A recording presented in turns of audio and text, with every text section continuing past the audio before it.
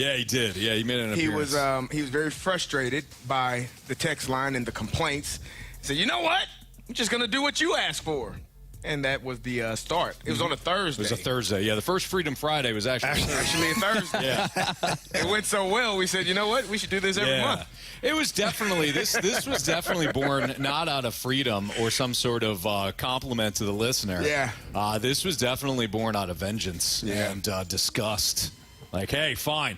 You pick the topics. But it worked out. It worked out real well. Everybody seems to enjoy it. So without further ado, Andrew Marsh, what is the first topic for Freedom Friday? Yes, we have a lot of text coming in with toe, middle toe, toe. I think that Alex Ferrario broke his toe. He thinks he broke his toe. What a warrior, though. What? To play through that, work through that? Yeah, that middle toe. There's nothing you can do about it, actually. I mean, there is no recourse for a broken toe other than just healing on its own. You can tape it to the healthy toe next to it. But there's nothing Actually, else. Carey, I advise that because, well, you can't see I'm wearing shoes now, but my left foot, not the middle toe, but the one beside it, the ring toe, we'll call it. I broke that. Got a slap shot right off the front of the foot, and it like shattered. And I never taped it to the toe next to it. So now it's like a C. It's like curved. Okay, that hurts. Curved. It Not hurts. great. Curved like the letter C. Yeah, exactly. Not great. Like C cuts when you're going backwards on a That's right. on an ice rink. Dig the edges in. Absolutely. Like sea biscuit. One of the worst injuries I ever had was turf toe. I've heard that. Oh my! You don't know how important your big toe is until you cannot use it. Balance, walking, pushing off. It hurts like hell, fellas. I'm just gonna tell you. Yeah. That and a bruised tailbone. The tailbone's bad. Ooh. Tailbone's bad for sure. Yeah, buddy. It's a real pain in the butt. Yeah. No, literally. Yeah. Well said. It is. We do have a question, though, from the 314, and this is big news. So, Randy Arozarena is now a Seattle Mariner. Now that he is out of Tampa Bay, can we say that the Cardinals won that trade? No. No. No, because the Rays got all that production thus far. The Rays own that production. Yeah, what did they ever win? Nothing. According an AL pennant. So, No big deal. It matters. No, they got all that. In my opinion, they have all that production. They had all that production in Tampa. We don't know whether or not Matthew Liberatore will continue to pitch in St. Louis for 4 years, 5 years, 6 years. What he's going to be, reliever, starter. Probably a reliever at this point. If he turns into the next Andrew Miller, then we can talk about the Cardinals winning that deal. But just because Randy Arozarena was traded to Seattle and he hasn't had the best of seasons this year doesn't mean the previous 4 or 5 years don't count. do you think it's weird at all, though? I kind of mentioned this before the show started. Like, the amount of success that Randy Arozarena has had as a Tampa Bay Ray, and then this season was kind of meh, and then up until just a little while ago, and he caught fire again, and he's playing well again. Don't you find it odd that a team is moving on from that? Like, he's cost-controlled. He's a relatively young player, and they're moving on from Randy Arozarena. It makes me wonder if there was something more to this player, like, for the Cardinals trading him. Like, everybody likes to talk about the clubhouse video. Yeah. What if it was more than that?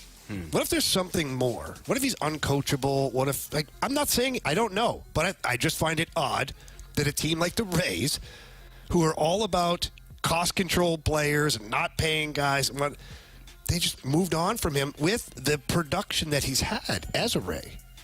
And they got relatively nothing for him. Relatively. Yeah, they got two, right. They got two prospects, not in the top 10. I think one is in the top 15.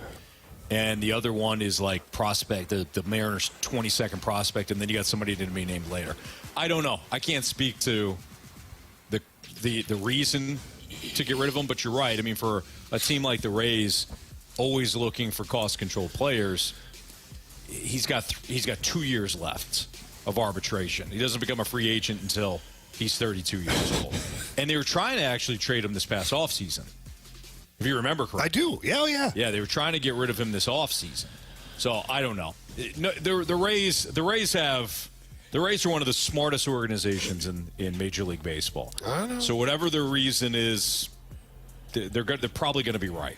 And to your point, Jamie, he was hitting and playing well. He started off the season really slow, but in June and July, he hit 291 in June, hit 275 in July, and OPS over 800, 900 in June. He was figuring some Yeah, things he out. was. He's not far off what he's done over the last couple of years too. He's got 15 home runs on the year. He had 23 last season, 20 the year before, and 20 the 2021 season. We won't count the COVID year of 2020. So 20, 20, 23 home runs. He's on pace to do that. He'll probably hit at least another 5. Seattle's kind of it's a little bit of a pitcher's ballpark, or it's fair, but he can still hit 5. You mentioned that 2020 season. Yeah, the numbers probably weren't there because it was shortened, but he did a lot of damage in the postseason, and that's really when he made his name. Plus, he goes to a team now that is down bad for a hitter that can actually hit the ball. Yeah. Their pitchers are fantastic, but they can't hit the ball right now. Plus, for me, I think it's great that he stays in the American League. When we look at this trade that the Cardinals made, I think it is nice that he probably won't hurt you if you play against him. Sure. Yeah. But I mean, come on. He was a 3.1 win player last season, 2.9 the year before. He was a 4-win WAR player in 2021. He had a really good 3.5-year run for the Tampa Bay Rays. I agree. And you didn't get that production. Whether or not you were going to play that player, I don't know. But you didn't have that production in your outfield. Should have probably traded for him back. Maybe. At the price that it cost Seattle? Right-handed bat? Yep. If the Rays are getting rid of him, what do they Rays know? They know a lot. Oh, man. No? Okay. All right. Maybe. All right. Got another question from the They gave you their 314. top left-handed pitching prospect.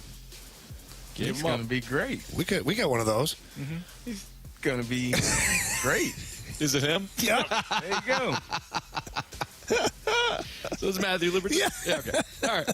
I've got a question from the 314. Ribs That was and funny. CD, who was the toughest player you played against? Well, I played against James Harrison. I played against a lot of mutants. I'll tell you that. Toughest? The guy I disliked the most was Ty Domi. Rick Tockett's a close second. Like, guys, Robert and those guys, like, I always had to be aware of them, but I wasn't in their, like, weight class. Yeah. Like, I wasn't in the super heavyweight division. And so those guys had their own. Like, Twister would fight Probert and so on and so on. But Domi and Rick Tocchet, these guys are like 6 feet tall, 6'1", and they're in my weight class, but they're not really. Like Ty Domi had a head like a bowling ball. You couldn't hurt that thing. And so these guys, they could both skate and hit, and so like up in the morning and you're like, oh, this is going to be a night. Like, you know you're in one. Like, you know you're in one. And so those guys, they weren't the toughest players, but they're the ones I disliked playing against the most, if that makes any sense. Yeah. James Harrison is obviously on that list. That was every day in practice. James, that's my guy, though. Like, there's a familiarity amongst people who are a little bit bat bleep crazy, and so there was a respect there for him, for me, and for me for him. Like that's like a brother. But every day, like in practice, we have kind of a brother-in-law contract. We don't have to kill one another, make it look good for the coach. Yeah, of course. You don't want to. Yeah, because I want to save that for Sunday. But there were times where James is just a load, and you have to block him. You have to take care of your business every single day. Ray Lewis was another. I mean, he didn't talk much, though, like to us. And maybe because we were beating the hell out of him at the time. But he didn't speak.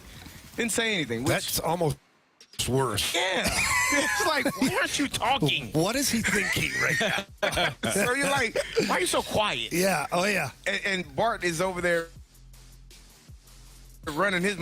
I don't know if I should be happy or he's be a stone cold concerned. serial killer. Yeah, like this is. I didn't say that. Sounds like a cereal. Nah. More than one. Well, sure. Allegedly. You always make sure you say allegedly. We didn't say We're not even word. saying that. Okay. But no. Oh, so it was a story about in practice one day. I think I told you this, James. James Harrison and I, we did backs versus backers, which is blitz pickup. Mike Tomlin's first year there, because I got there the year before in Bill Cowher's last year. Mike Tomlin's first year, we were in full pads every day during training camp, every day during the season. This is before the CBA outlawed those things. Thank God for those gentlemen, not for us. But we did backs versus backers every single day. Blitz pickup, full tilt. The only thing that you weren't allowed to do as a linebacker was you full rush, which is run over the running back, allowed to cut. But matter. All that does is line you up for head-to-head combat. All day long. Yeah. And so it got to a point where, we had done this drill probably 8-9 days in a row. And James and I looked at each other like, hey, man, like second week of camp, like, hey, man, if we got backs versus backers today, we're going to fight. You and I. Yeah, oh, yeah. We're going to start a fight. So you get kicked out. Me and you go first. You gonna rush in here hard. I'm gonna tackle you to the ground, and we're gonna physically fist fight. And they're gonna throw us out of practice, and then they won't do the drill anymore. Yep. We have it ended. Like, that's all they're waiting for is the anger. And fortunately, I think Mike was brewing because he's like, no backs versus backs today. We're like, oh, it's like Christmas. Thank God. But yeah, you have to make those agreements, those arrangements, and you got to have somebody just as crazy to say, yeah, let's do it. That sounds like good. Sounds like a great idea. We had guys, so we used to get, the healthy scratchers would get like bag skated. Everybody's off the ice except for like 2 or 3 guys and like the extra goalie, and it was horrible. And then you do battle drills like in front of the net, like 6-7 pucks from the coach, and the forwards trying to score, the defenseman's trying to tie him up, block him, cross-checking. And like, this is way back when. I remember getting into it one time with one of the forwards. And I said, hey, I think if we just go, like, we'll get kicked off the ice. Yeah. And Mike Kitchen was the assistant coach at the time. And he starts firing pucks in, and then the goalie, Jamie McClendon, frees the puck. And this other guy, Chris Kennedy, he like jabs at the puck, so that I can just tomahawk down across his hands, and the gloves are off. And even the goalie, Noodles, he throws his gloves up. So there's like this 3-way fight that's going on at the same time. Mike Kitchen jumps in. He's trying to break up. Players break. And as he's breaking up, we go our own way. We kind of look at me and it's Chris Kennedy. Can we look at you a little wait? Everybody off the ice. Nice. I was like, yes. Job well done. Well done, fellas. Well done. That's awesome. It's Freedom Friday here in the Fast Lane on 101 at ESPN. If you have a Freedom Friday topic that you want to throw out there to us, you can. The Air Comfort Service text line is 314-399-9646. You can also reach us via the Snake Pit. That is our Air Alliance Team YouTube channel at 101 at ESPN STL. More Freedom Friday topics next on 101 ESPN.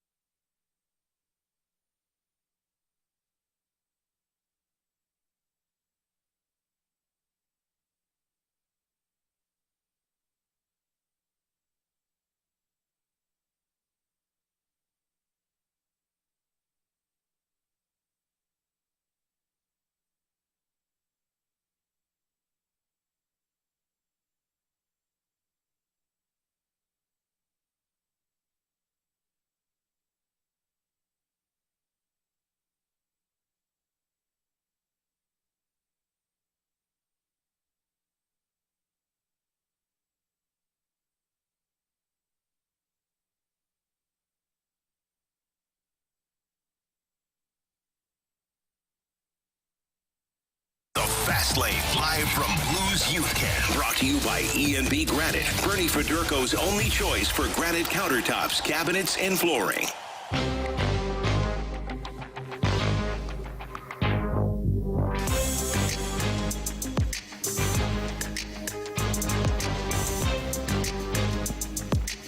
It's Fastlane on 101 ESPN. Jamie Rivers, Carey Davis, Andrew Marsh, and Anthony Stalter. It's Freedom Friday. This is where you send in your topics. And by the way, we got some breaking news here from the NFL world. From our guy Adam Schefter, ESPN NFL insider. Dolphins and quarterback Tua Tagovailoa just agreed to a 4-year, $212.4 million extension. He's now the third highest paid quarterback in the National. How is that even possible? Tua is the third highest paid quarterback now. So Anthony, make it make sense. So Carey's just walking in right now. Carey, Adam Schefter reporting that Tua Tagovailoa and the Dolphins, 4-year deal, $212.4 million extension. He's now the third highest paid quarterback in the league. Good for him. Yeah. Make it make sense. Well, it's his time. He was born at the right time, Jamie. I can teach you about, how babies are made. You have a few of your own. Please do explain, Carey. Yeah, but being born at the right time and being born in the right era generally helps. Had he been born, in the 80s, like myself. Make it make sense right now in this era. Oh, well, it's that's just how it goes. He is not the third best quarterback in the league. I don't know that you have to be the best. Should you be top paid. 10, though, to be paid that way? Because he's not top 10. I would say he's top. He's in the top 10. Bullspit. He would be. Let's go over this, Carey. Let's have top fun. 12, 15. Let's have fun. He's in that range of 12 to 15. I was about to say, do you want to amend what you said? Because he's not top 12 to 15. Is he better than Josh Allen? No.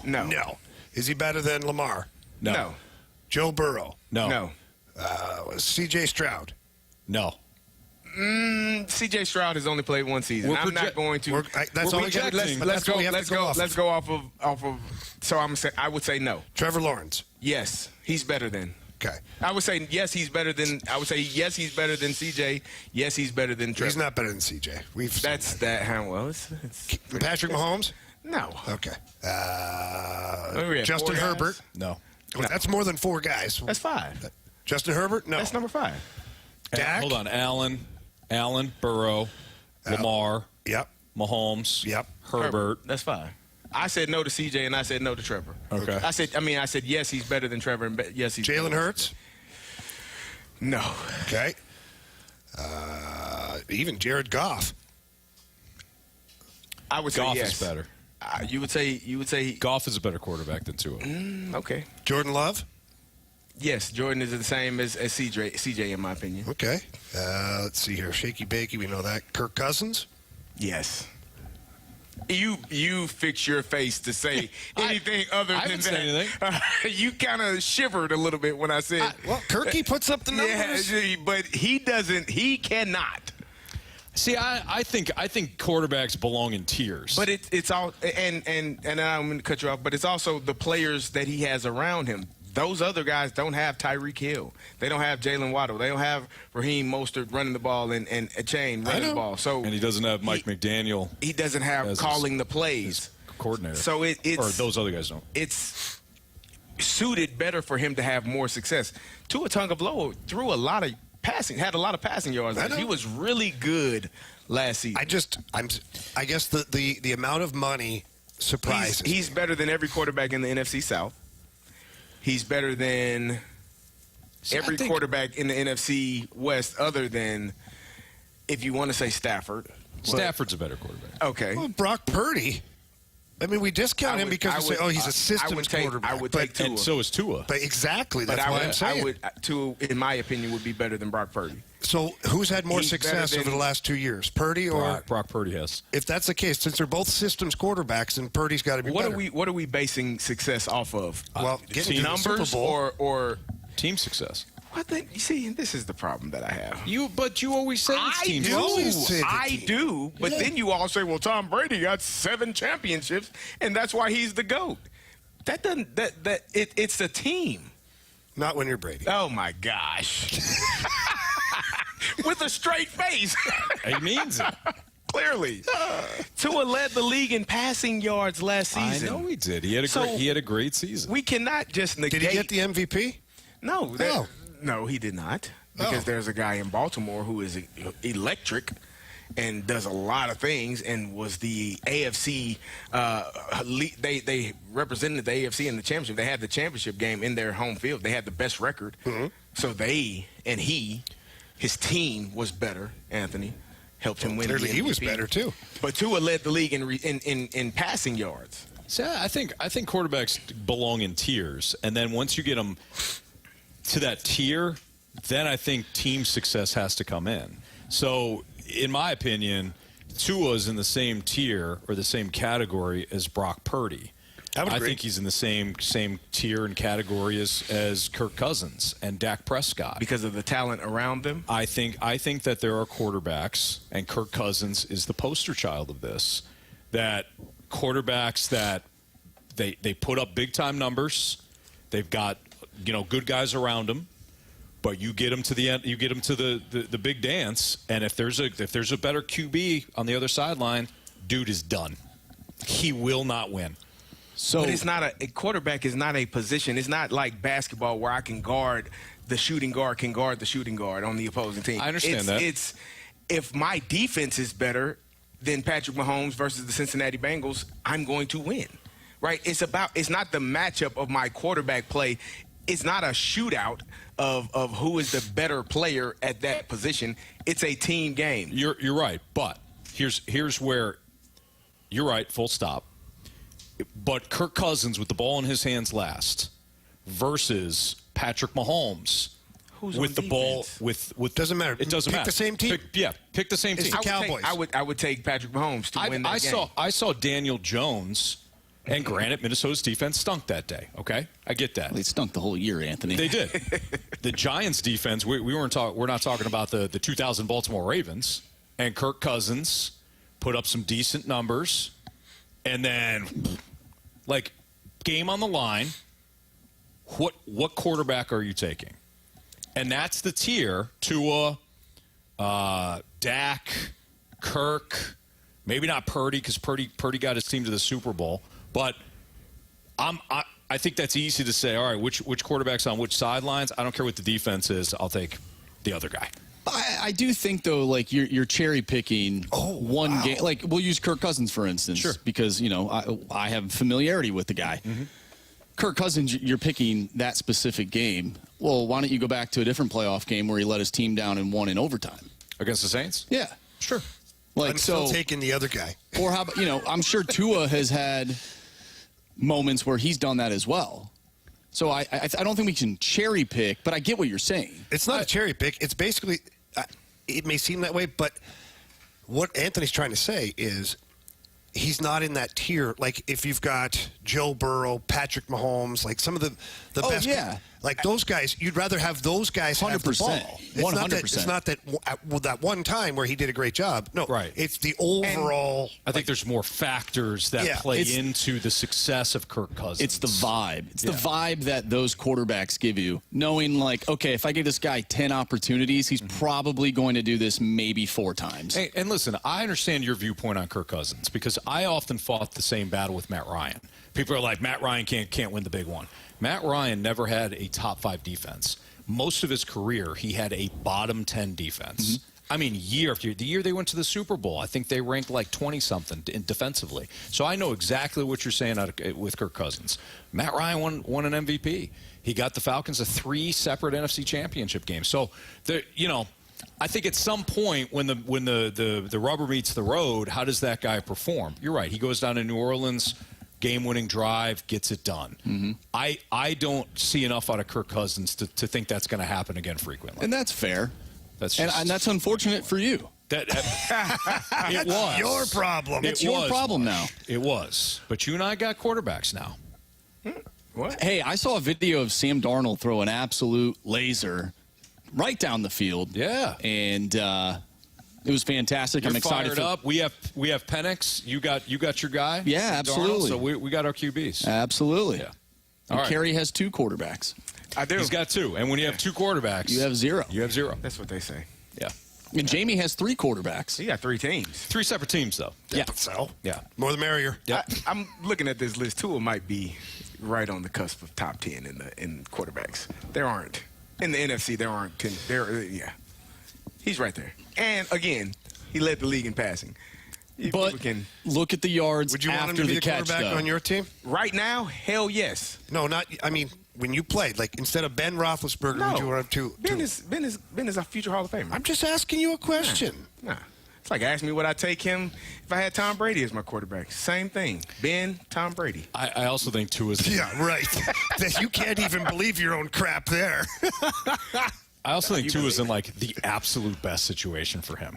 That offense, perfect. Agreed. The guys around him. Agreed. It is a warm. If he was in Buffalo, It's beautiful. He ain't winning. It's perfect. 11 games. It's perfect for him. Yes. And yeah, I agree. And Why are you saying it was so much stank? Because Yeah, you all I said agree. you all told me that he wasn't the top 10 quarterback. I don't think he is. I think yards after right there. catch mean everything. The yak. Hey, you know what? The yak, baby. When they put it in the paper, they don't say he threw a 3-yard route and the receiver ran for 65.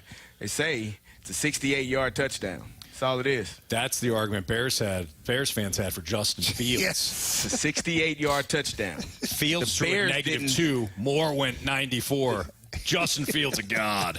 What, he come in last place? There you go. Hey, had a nice day. You had a great day. All right, Freedom Friday continues after our What's Trending. We got What's Trending next on 101 ESPN.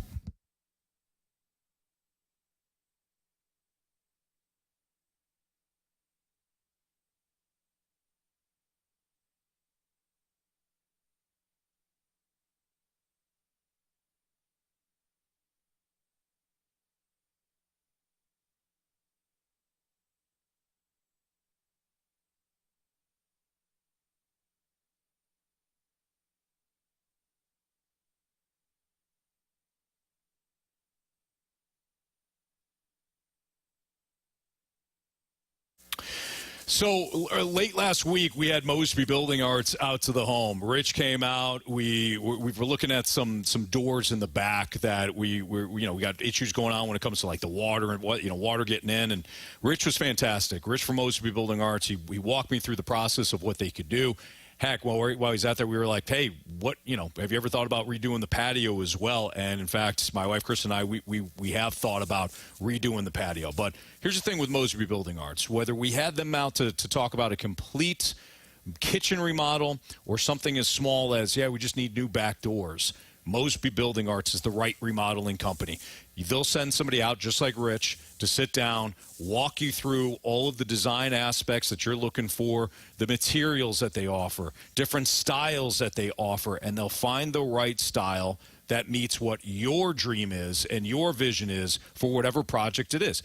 It doesn't have to be a big basement remodel or master bathroom remodel.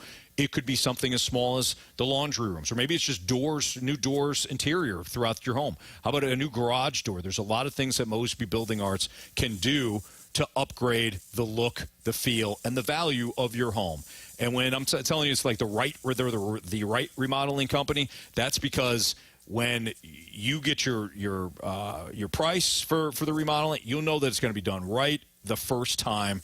If they have to come back out and do something to, upgrade or anything like that, they're more than happy to do that as well. Visit them online, mosbybuildingarts.com. When you do give them a call, tell them that Anthony Stalter from 101 ESPN sent you. It's Mosby Building Arts, the right remodeling company.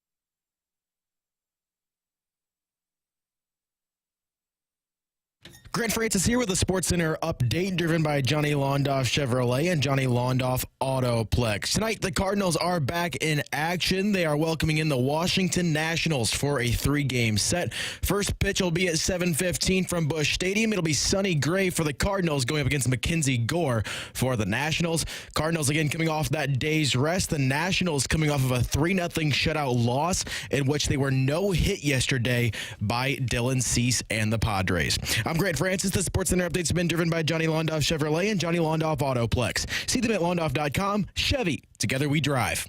Are you kidding me?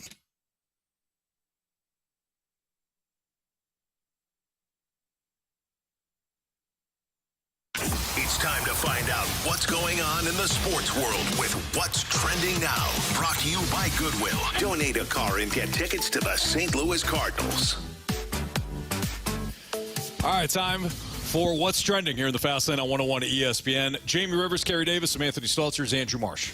All right, guys, congratulations to Battlehawks wide receiver Hakeem Butler, who is signing with the Cincinnati Bengals. We saw Hakeem Butler have an opportunity last year with the Pittsburgh Steelers, and now he is back in the AFC North. Hopefully this time he can make the roster and stay healthy, and we'll see him in the NFL. Yeah, I think it's a good opportunity for him. I mean, we saw how well he played with the Battlehawks this past season. He won the MVP, correct? If I'm not offensive MVP, Hakeem Butler, yes. If I'm not mistaken. Yes, so, he was the offensive player of the year. Yeah, he did a fantastic job. A huge body, like a big body receiver that, if given the opportunity, I think what I think happened last season with the Steelers, I think he had a little bit of the drop season. You know, sometimes those bigger receivers don't use their hands; they more are body catchers. So if he can correct that, this training camp and have an opportunity, he could maybe find himself on a roster. Seems like a really good kid. Seems, he made some unbelievable plays last year for the last couple of years for the Battlehawks. I really like the fact that the Battlehawks continue to be a little bit of a feeder system for like the Bengals. I think it's smart for the Battlehawks to say, we run an NFL offense. We run an NFL offense, so if you have an opportunity, you could go to the Bengals, or you could go to the Rams, or you go to the Dolphins, because they all run similar offenses, and you can get a look.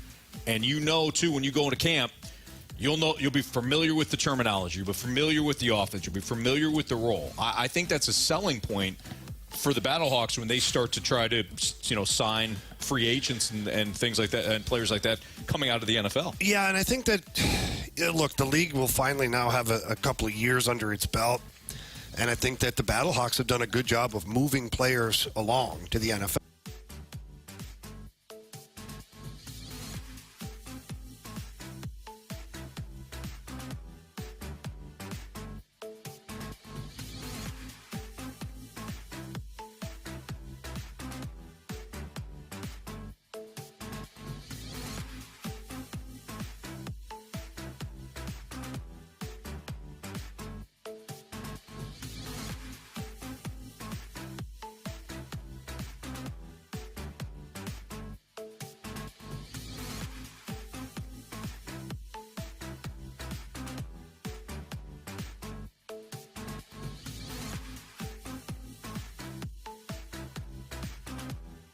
The league knows Amazon and these tech companies are the only ones willing to pay for the rights when they double in the future. The NBA didn't want to piss them off. It's a sad day when owners and commissioners choose money over the fans. It just sucks.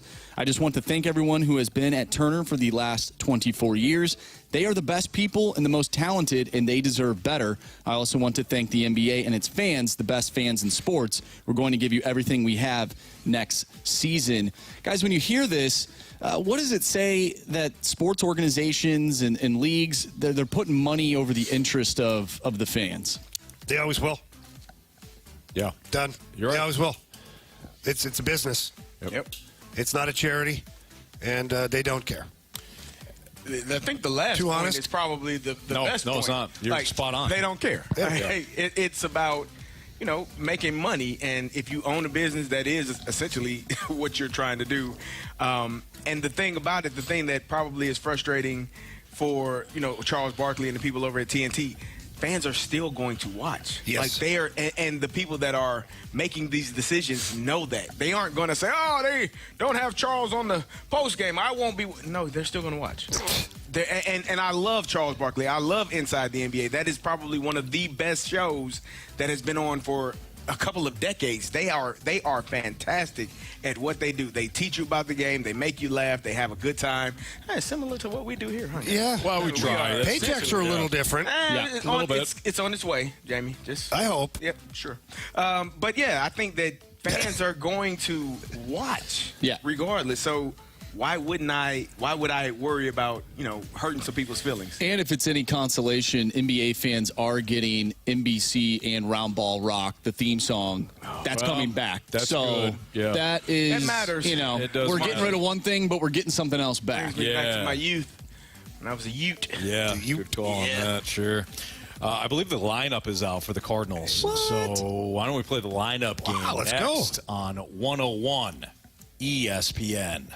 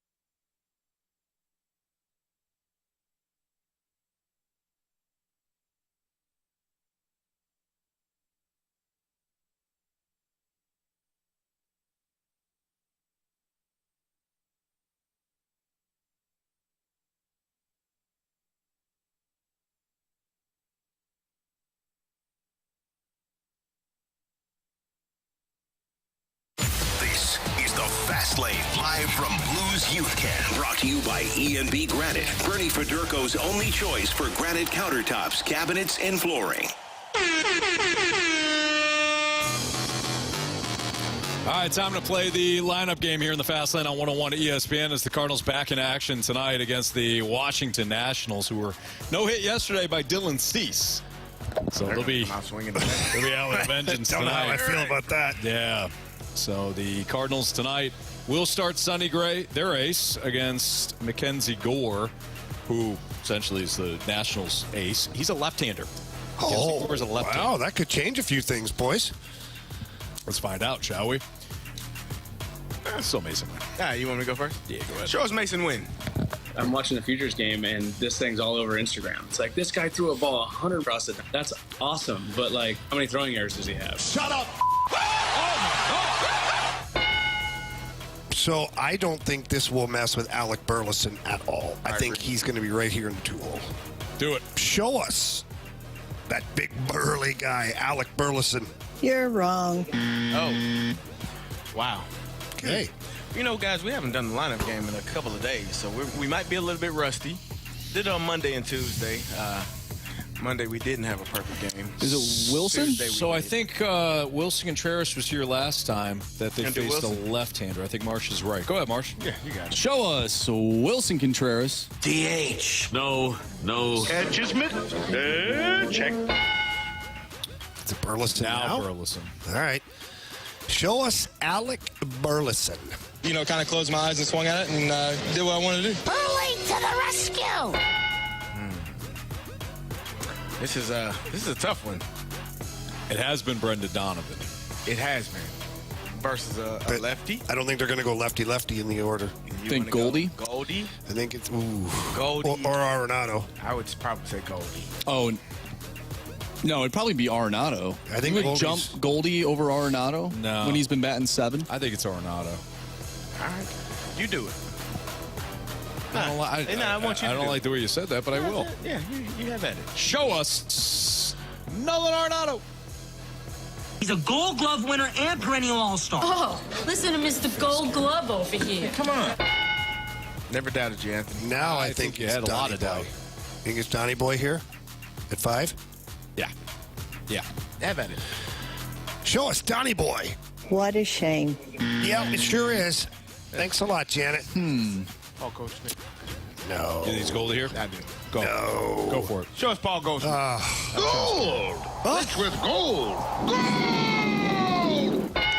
Oh, they had a couple days off See, that's how there. you do it, Carey. Yes. Hey, You encourage. they had a day off. I'm learning. Goldie and Arenado got in Ollie's ear. Yeah. Yeah. It's like, hey, Ollie, we need to be hitting higher. Why? Just because. Because the back of our baseball card says so. Oh, boy. Okay, so Marsh, what do you think? Donovan? Where are we at? We're at 6. We're at 6 right now. So Donovan, I think Pages is probably catching today, and Contreras could be DHing since he's a right-handed hitter, Pages, and maybe Carlson in because I don't know if they like Ciani against lefties. I wonder if Gorman's out. And Gorman And could be out Donovan's too. playing second base. Donovan could be in. I think this is Donovan Yeah. at second. Yeah. Go for it. Show us Brendan Donovan. Donnie. Hey, this headband's pretty cool. I don't know what position he's playing. So, I'm going to put him at second. So who's our Lawrence outfield playing right now? Burleson? Is Donnie at second base or center? left field? Second base. He's at second. Because Newt's a lefty bat, too. Yeah, they got a lot of lefty bats. Yeah. One of them is playing. Ciani. I think Ciani plays in center field. I don't think Pages is playing. They've had a couple of days. They've had a day off. I think Wilson would catch. I think he would be catching. But the right bat does make sense, though. Is it, though? Yeah. I don't know if it makes that much of a difference. But he does. I think Pages has an 11-game hitting streak. So, maybe. So who's at 7, then? Newt. I don't know if they go back-to-back lefties, though, with a left-hander on the mound. They don't have much of a choice. You going to put Dylan Carlson there? I mean, maybe. You have Sonny Gray on the mound, who probably has the most swing and miss out of all the starters. So do you think Ciani in center? I don't think You he's don't playing. think Ciani is playing? I think he is. I mean, he could be playing. I I would say. I think since the lefty's on the mound, they've showed us that as of recent that I don't think he plays against lefties, and he can come in as a late substitution if they have the lead. Newt's playing. He's not here, though, I don't think. Not at 7. Where is he going to be, at 8? 8. Instead of you He's have either, Gorman I think at he's 8. either here or he's not in the lineup, and I don't think he's in the lineup. Well, then who's here? Because lefty doesn't make much sense. It could be Carlson, Gorman, Pages. I think it's Carlson. I think you're all right to some degree. I think Gorman, Pages is in. I think Siani's in. I think Carlson's in. And I think Newt is in. And you think I'm Newt is usually the outlier.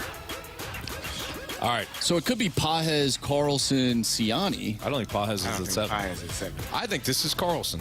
Go ahead. You believe. Go for it. You believe. I'm okay with it.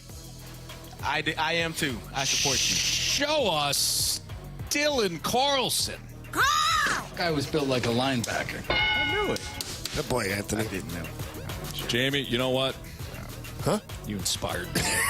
The way you said, do it. Good. I got you. Yeah. It wasn't like a, oh, yeah, fine, do it. No, not like, this time. Like somebody. So this is what I'm thinking, though. You would not have Gorman, Carlson, and Burleson in the same. Yeah, same outfield.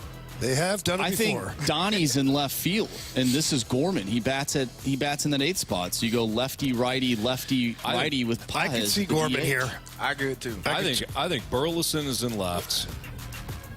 Contreras is the DH.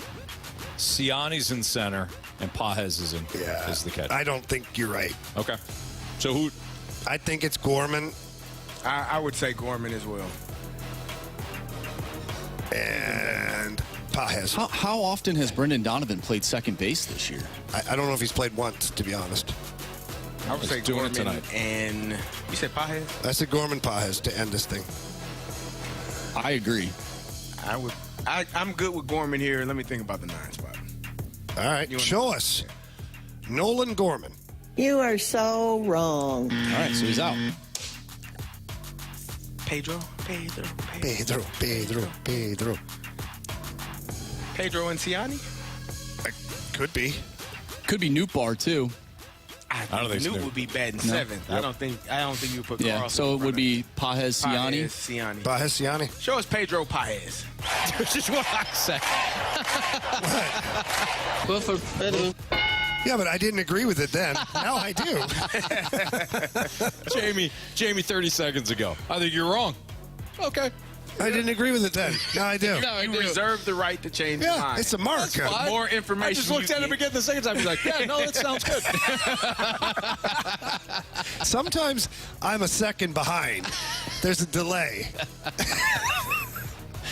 Okay, I looked at the same man, got 2 different reactions on the same thing. So it is Siani. Or it probably is Siani. What if Brandon Crawford's playing second base? Show us Michael Siani. Yeah, thank you. Michael. Not Michael Phelps. You're Michael Cera. There we go. All right, Grant, run it for us, please. All right, guys, we've got Mason Wynn at shortstop, batting leadoff today. Wilson Contreras is your DH batting second. Alec Burleson in left. Nolan Arenado at third. Paul Goldschmidt at first base. Brendan Donovan at second. Dylan Carlson in right field. Pedro Pages catching. And batting ninth in center field is Michael Siani.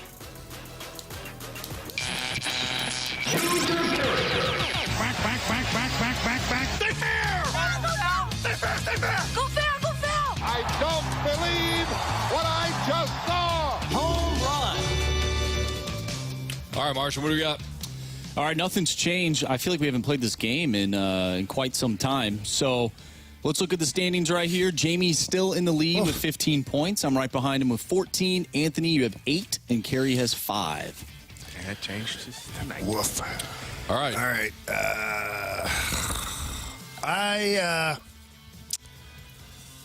I think Goldie touches seats tonight. Paul Goldschmidt for me, please. I am going to go with a guy who's not in the starting lineup, who probably will have an opportunity late in the game. Give me Nolan Gorman for 10 points. Was that what you were going to do, CD? I like it. Good call. That's a good call. I'm going to take Wilson Contreras. That's a good one, too. To touch seats tonight for the Redbirds. Okay. You know what? He's a one, right? Yeah. Give me Mason Wynn with the leadoff home run. Okay. All right, there you have it. Grant, who do you got? This looks like Grant's an honorary Putting me on member the spot here. I know. But Grant, you're an honorary member of the Fast Lane this week. So who's your home run call? Did someone pick Burley? No. Nope. I got to go with Burley. Feel like There you that's go. the wise thing here. All right, there you have it. So Brendan Donovan, he has played 12 games this year at second base. So this isn't out of the ordinary. That's what Anthony said. He started 10 of those. Started 10 of those games. Did you say that? No, not at all. No, I didn't. You should have just wrote it out. I was thinking to myself, I know he's played, but I didn't have the number, so I wasn't going to challenge you guys. Should have just staltered it. I should have. Yeah. He's played 12. Sometimes I stumbled into Every this. now and then. Like the one, what was the one Gauntlet when I picked the actual thing? Oh, yeah. Usually, We got a text from the 314 going back to the Inside the NBA. The difference between you guys and Inside the NBA, they make us laugh, and we laugh with them. You guys, we laugh at you. I appreciate that. Hey, but you're laughing. You are, and listening. Yes. All right, we'll take it. Yeah, thank you. Yeah. Hey, Freedom Friday. We got another text. Just want to mention this real quick. The water boy said he liked my pick, that I'm picking the star. Oh, yes. Burley's a star. Anthony. You guys timed that up perfectly. We did. Anthony. Freedom Friday continues next on 101 ESPN.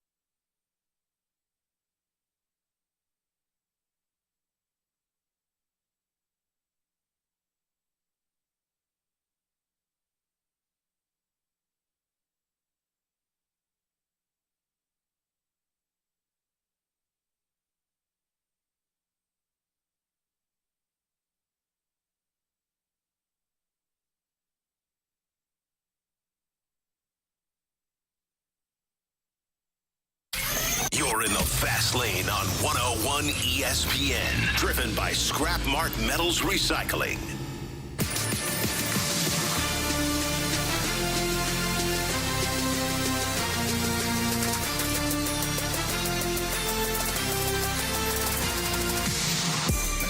.305, your time check is brought to you by Clarkson Jewelers, an officially licensed Rolex jeweler. Marsh, before I give away some tickets, do you have your next Freedom Friday topic? Oh, yeah. You're good? I have a bunch. You're locked and loaded. Okay. We have your chance right now to win a 4-pack of tickets to next Tuesday night's Bud Bash game for Cardinals versus Rangers. Next week's Bud Bash game features a limited edition Steve Klein bobblehead. Get all the tickets and the details. Giving that away, are you? Excuse me. I just combined details and tickets together. Well, it's a big giveaway, Anthony. Whoa. If your name's Richard, you still have to text in to win these tickets. Get all the details on this season's series of Bud Bash Cardinals games now at cardinals.com/promotions. It is a Freedom Friday. Taking it to a new level. Yeah, big time. Let it hang all out. Cardinals will never do this again. Text it now, 314-399-9646 to win Bud Bash tickets for Cardinals versus Rangers on July 30th at Busch Stadium. If you're the 101st texter with the correct answer to our next trivia question, you will win the tickets.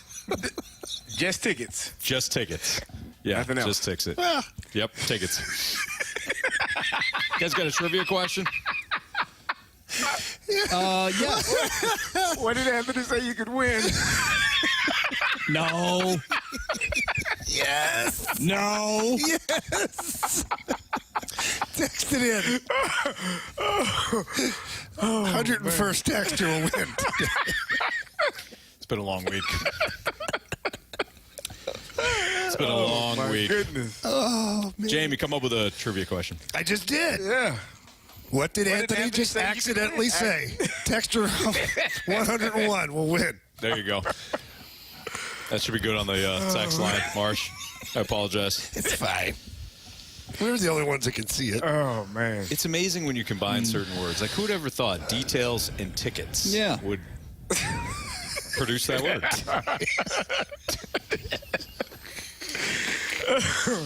Oh, man. Wow. I think it was the long pause after. Well, I knew it was coming.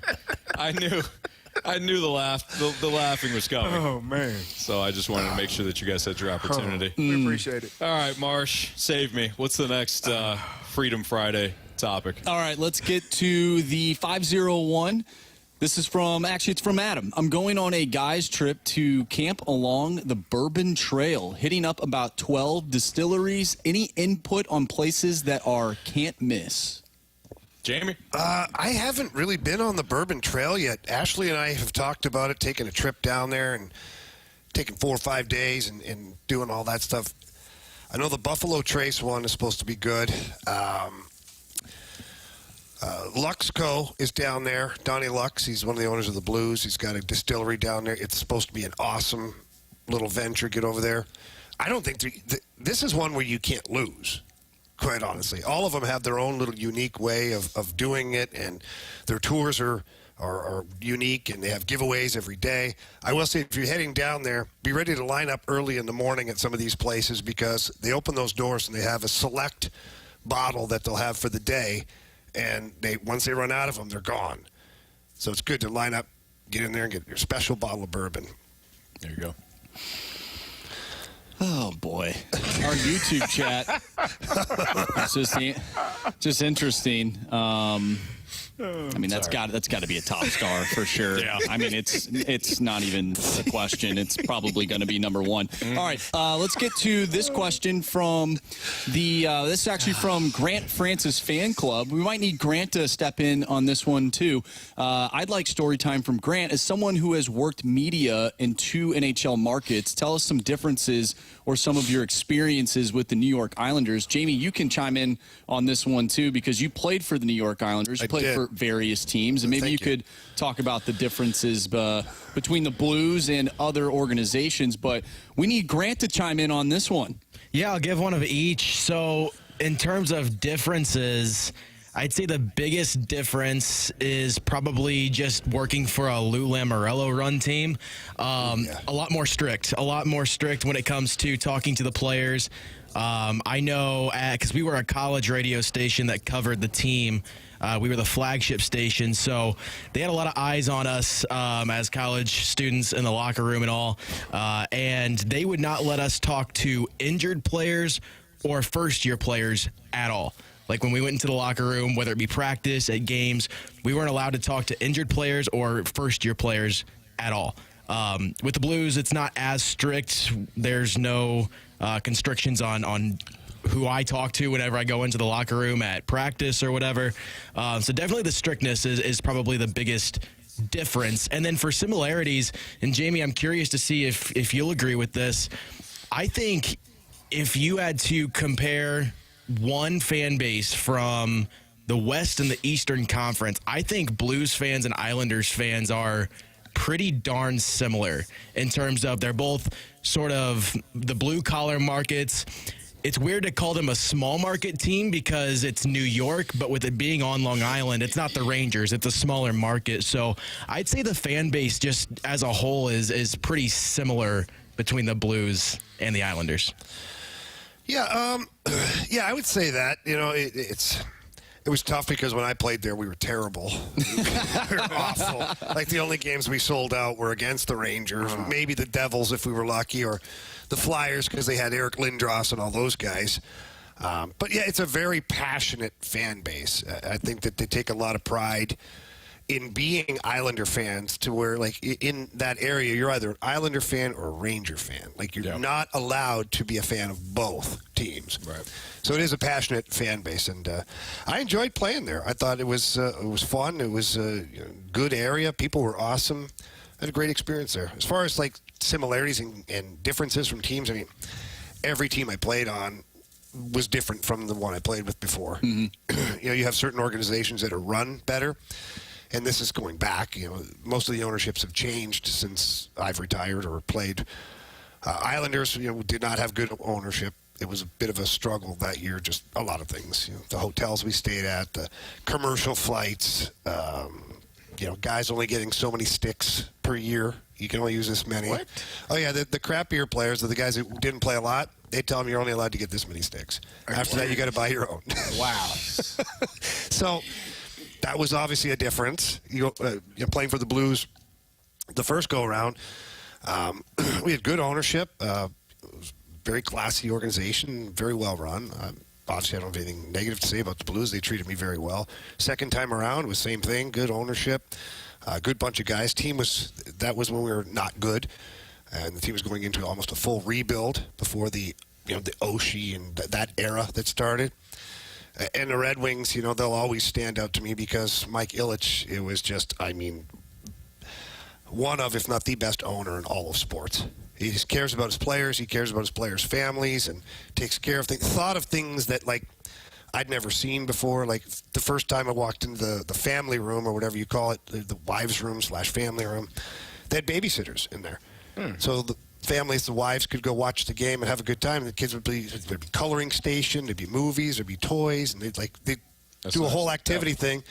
And then you come after the game and pick up your kids and go home, and the kids are tired and they weren't whining. They loved it. Yeah, that's awesome. So it's just little details like that Mike Ilitch thought of as the owner, and it just went a long way. I will say one other thing, too, that was different with the Islanders. This is really specific to the Islanders, but just the stadium situation, and this has a lot to do with the time that I was there, but going back and forth between the Coliseum and Barclays while UBS Arena was being built, there was a season where they played half of their home games at Barclays Center and half of their home games at the Coliseum. So going back and forth, working in two stadiums at the same time was really strange, and Barclays was awful for hockey. It was just not built for hockey. That was really interesting. And the Coliseum was really cool. It was old. It was great. But it was great. There was so much lore that went into that stadium, and the fans loved it. The parking lot was huge, and before every single game, there were huge, massive tailgates going on, especially playoff games. For playoff games, people would get there at 7 a.m., and just making an all-day tailgate. That was really cool. So that was one thing that was also pretty neat about the Islanders. Didn't have a car, though, in the arena. Got to have a car. All right, that was Grant Francis, Andrew Marsh, Carey Davis, Jamie Rivers, Anthony Stalter. Freedom Friday continues. Continue to send in your topics, and we'll do them next on 101 ESPN.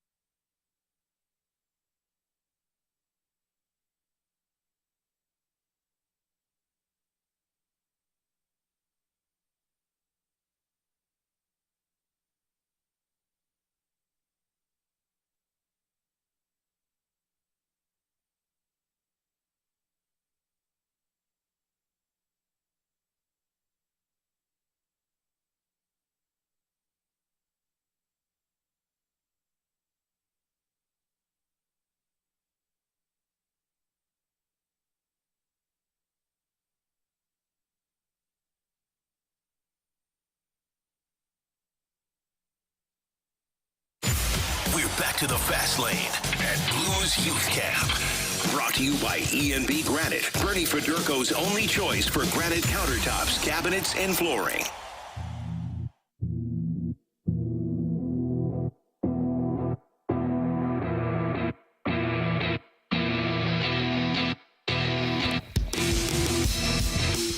It's Freedom Friday here in the Fast Lane on 101 ESPN. Jamie Rivers, Carey Davis, Andrew Marsh, and Anthony Stalter. Marsh, go ahead.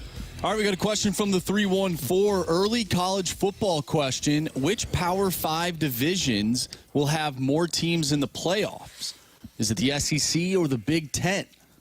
So which conferences you're talking about? Yeah, which conferences? That's a good question. That is a really good question.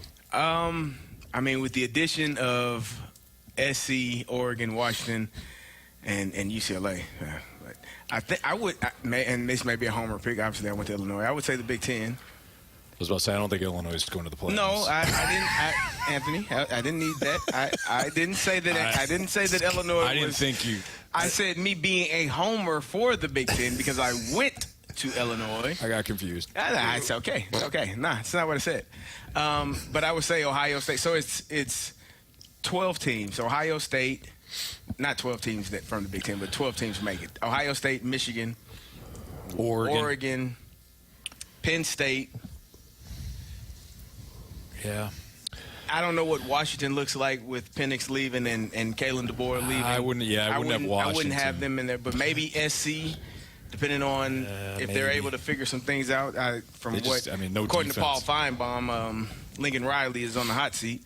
But you could probably get 4 or 5 teams from the Big Ten. I'll say Ohio State. Go ahead. I'll say Ohio State. I'll say Oregon. I'll say Penn State. I'll say Michigan. I think you get 4 teams in for the Big Ten.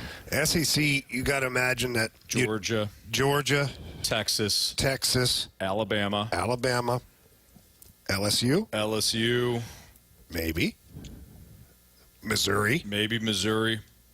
I think Ole Miss. Actually, I do think Mizzou. I've been saying Mizzou's a playoff team, so I'm not going to back down. Ole Miss. I think Ole Miss have a good team. Yeah. Tennessee, no, I'm going to go. So. I'm going to go with the SEC. I think the SEC has the most teams. I think they get at least 5 in, if not 6. Yeah, but this is the problem that I have. If you do, you're basically going to say 6 teams from one kind, and I think that's going to be the problem. Is you're still going to have Florida State, who should be pretty decent coming back.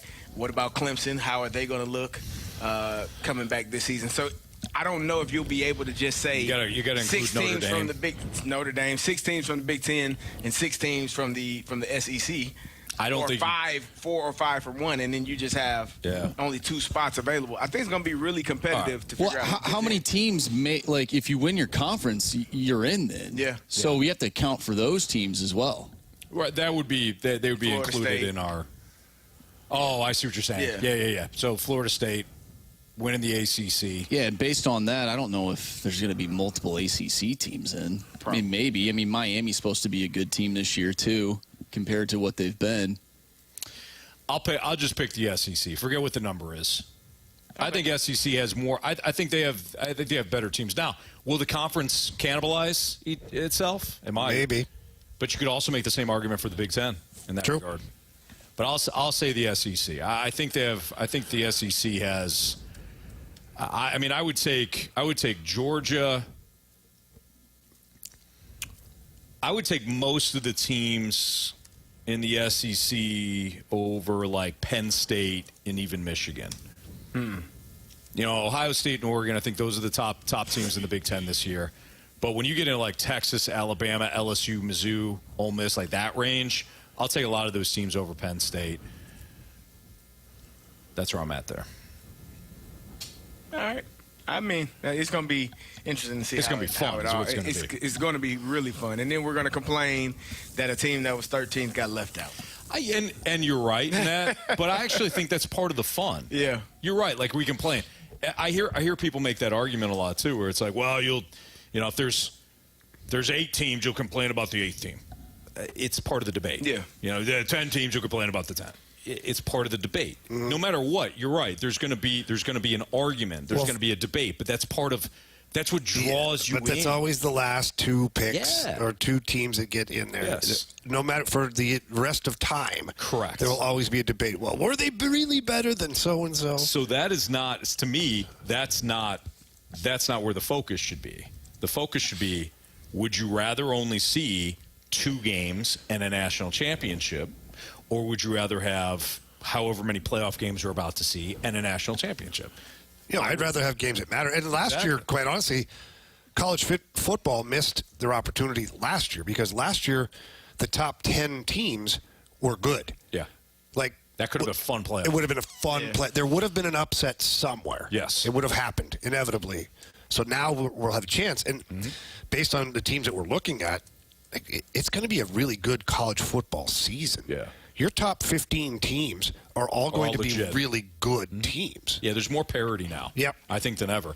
And Carey, you were crying big time about Florida State a couple of days ago. Florida State now has its opportunity to get I felt trucked. I just felt like Florida State didn't get a fair shot. I think they got a fair shot. I think they were undefeated in the regular season and should have been in the playoffs.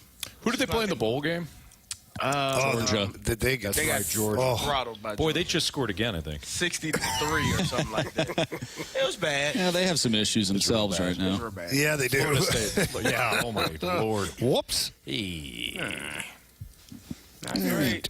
Okay. Well, we brought up Mizzou, and we have another question that has come from the 314. What would be more disappointing, the Cardinals not making the playoffs or the Missouri Tigers not making the college football playoff? Missouri. I think that the Tigers. Yeah, Mizzou. Yeah. Because the expectations are high. recruiting that they've done and the expectations and all that. What they Plus, finished, it's like fun. and they finished 9th last year. Is that the final rankings? I think they were 9th. Yeah. So if that's the case, you're expecting a playoff.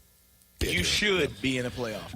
Based on, all the players you have coming back, you got Luther Burden, who you're considering potential Heisman candidate, a Biletnikoff best receiver in the war candidate in the league in college football candidate, and so you are in a position to really, just add on to the success that you had last season, build on that, and you are projected to be a really good football team. Unlike the Cardinals, who coming off of last season, there weren't really many high expectations coming into this year. I think Mizzou has higher expectations. So if they were the ones not to make the playoffs, I think that would be extremely surprising. Plus, to your point about the Cardinals, the expectations, like the range was so big. Yeah. It was either, I still think they can make the playoffs and even win the division, to the wild card team, to no, they stink. Right. Nothing's changed. Nothing's changed. So I think the range was so big that for the Cardinals, it's a lot different than when you compare it to Mizzou. All right, keep sending your Freedom Friday questions in. Get off the sidelines, man. If you're like, you're not talking about this, don't be that. First of all, don't be that guy. Okay, don't be that person. Guy, pal. Don't be that guy. Don't be that gal that says that. I didn't even talk about this. Not on a Freedom Friday. Okay, you have no excuses. Send it in. Send in your topic. And we'll get to it at some point here in the Fast Lane on 101 ESPN.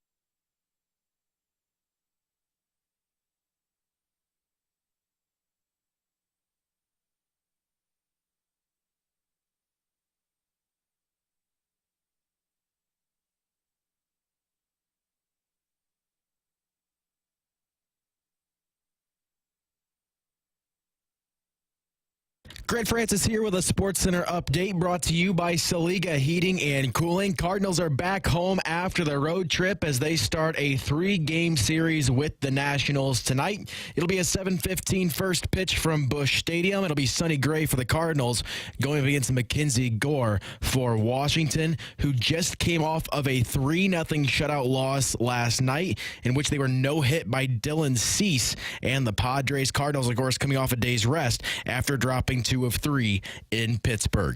I'm Grant Francis. The SportsCenter update's been brought to you by Saliga Heating and Cooling, an independent American Standard heating and air conditioning dealer.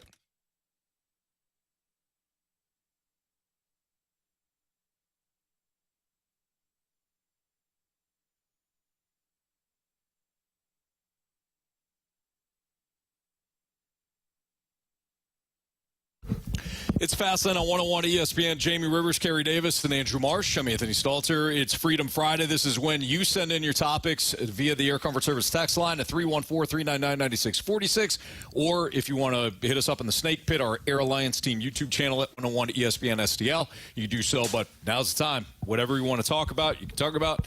And we'll have that discussion here in the Fastlane. So, Andrew Marsh, what do we got for our next Freedom Friday question? You said you, quote, love this one. Yeah. I do. I really like it. I think there's a good discussion here. So from the 314, talk about the decline in performance over this last half of Mo's tenure.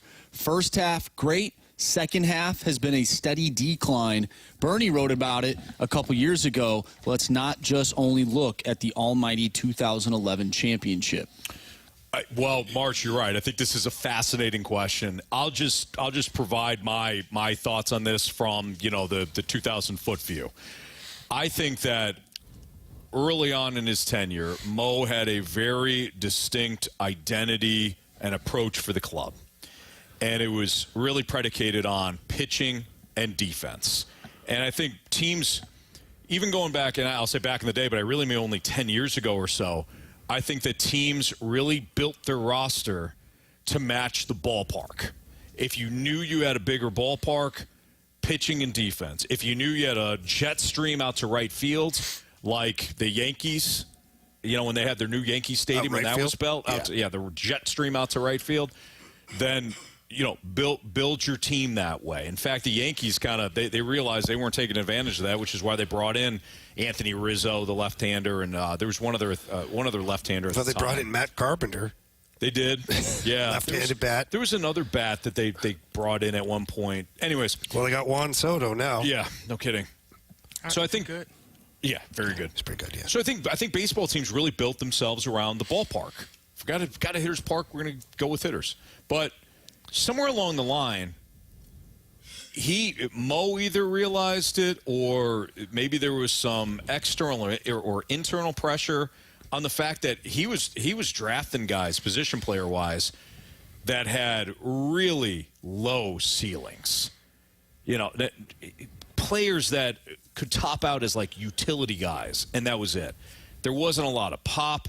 There wasn't anybody. There was like that long gap from Albert Pujols, the position player that grew up in the organization, was drafted a year or two, even guys like Nolan Gorman and Walker now and whatever.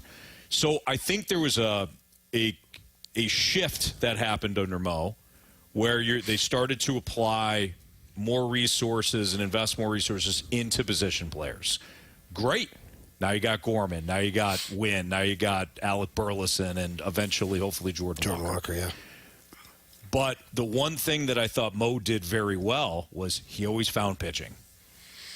And when you either stop investing big time into pitching or you miss, you're going to have gaps in your organization. Oh, you mean like we do? Yes. Okay. So was Michael Walker's injury history, is that on Mo? No. Unfortunately, injuries happen.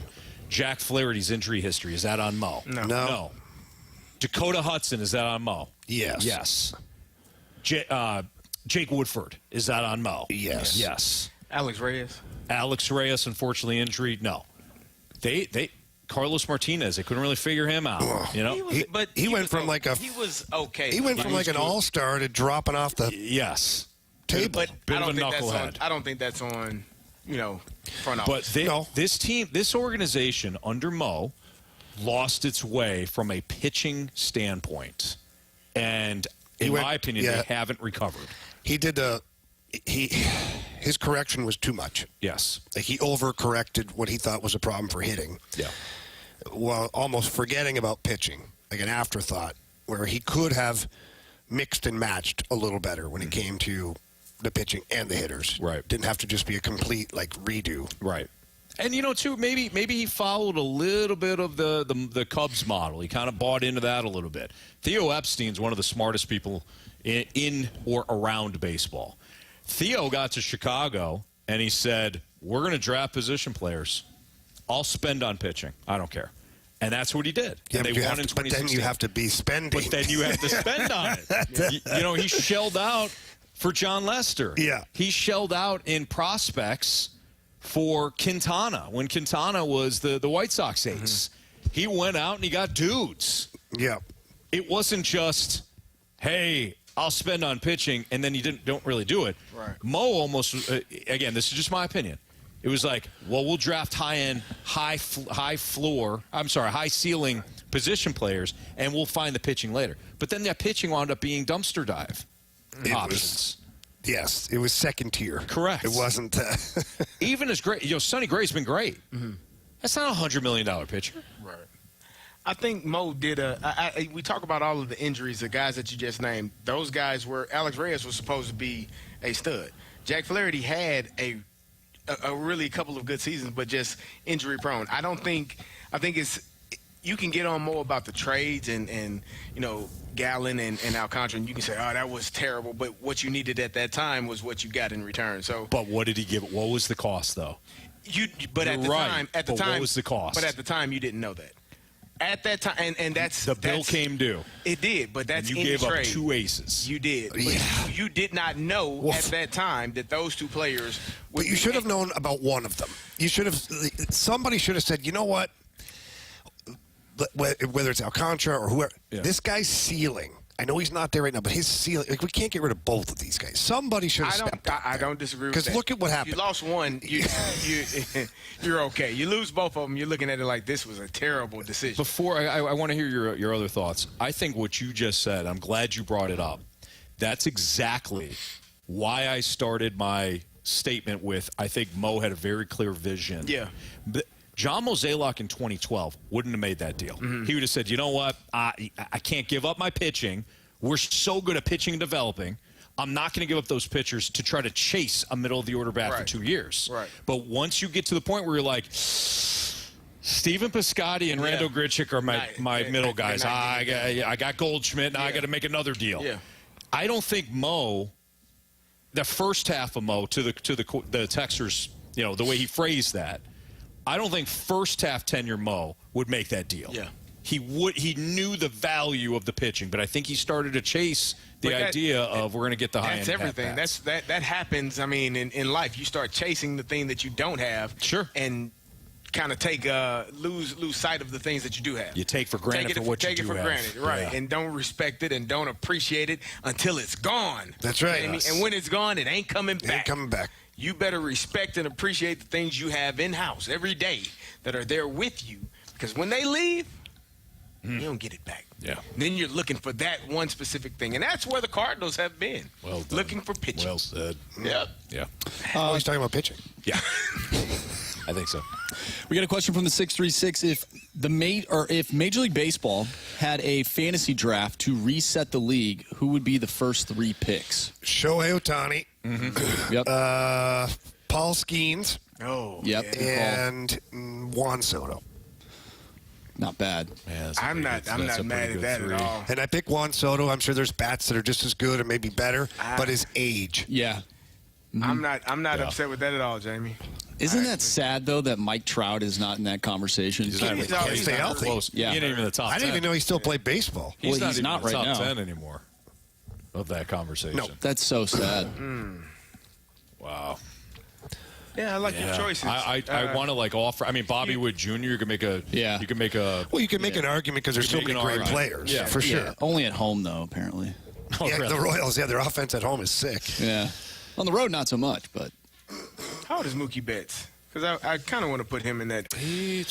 Mookie Betts is a hell of a Mookie Betts would be a solid choice as well. He's 31. I just Shohei was off the top of your head, Jamie. That's a pretty good list, man. Shohei was a no-brainer. No-brainer. And then Paul Skeens is the most dominant pitcher in baseball right now. So you got two pitchers. Two pitchers, yeah. When Shohei. And then I was thinking offense, guy that can kind of hit the ball around the park. Mm-hmm.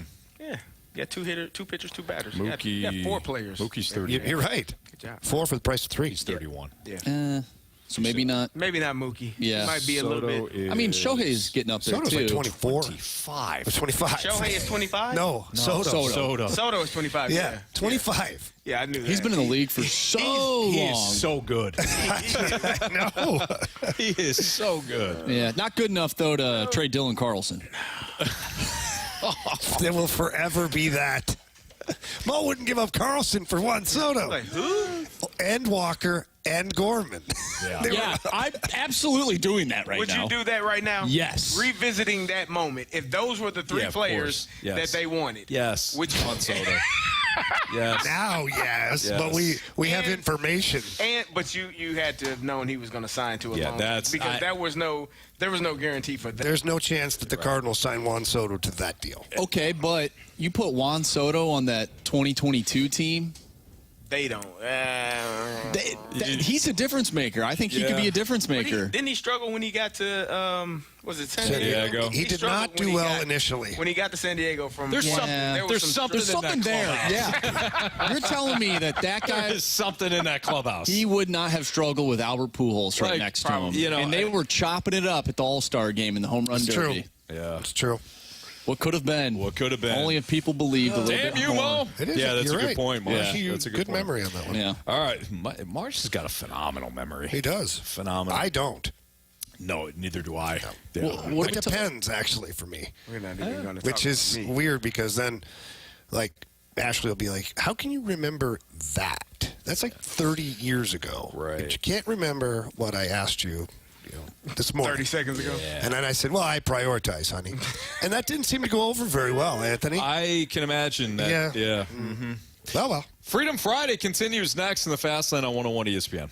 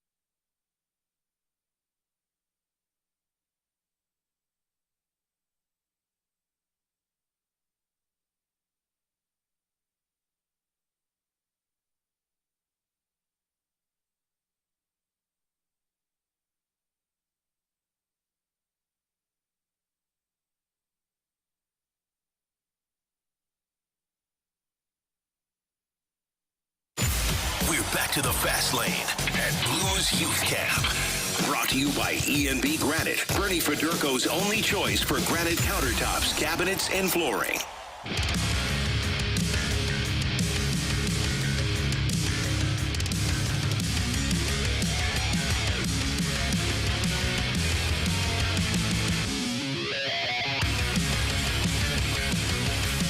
Our Freedom Friday rolls on with some breaking news. Marsh, I know you got some news for us as well as a question from the text line for Freedom Friday. From the 314, Eflin to the O's.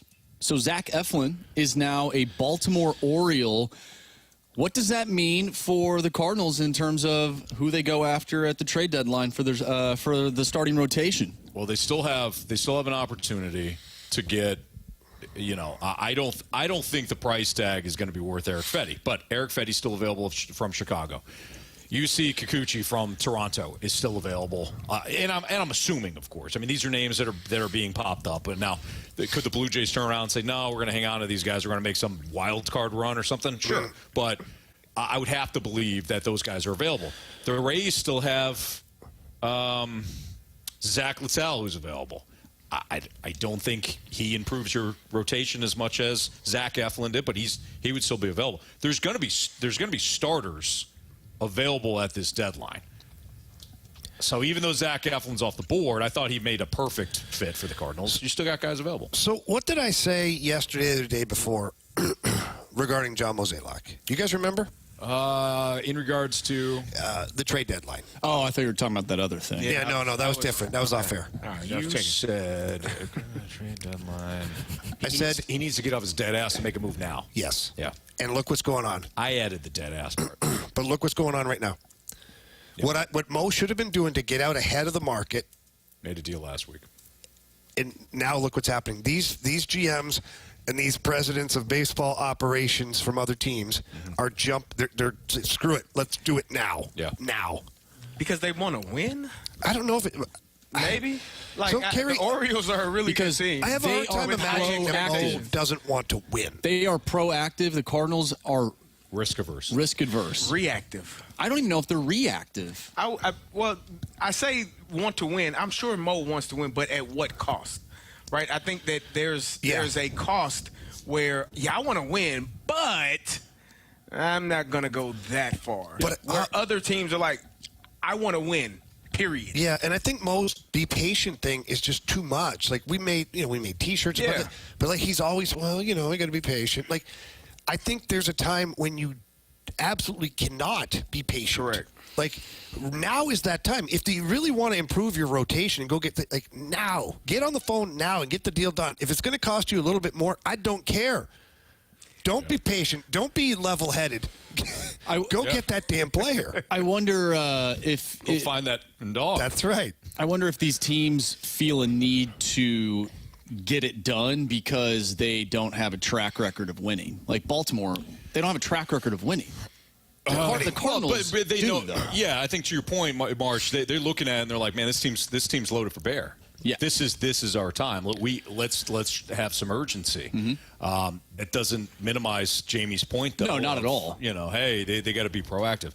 Let me throw out one name for you. This is a pitcher that has a really good track record in previous years, a name that we've heard before, dating back to this past offseason, and a pitcher that was not great in the first half, but the last 2 or 3 starts he's been excellent.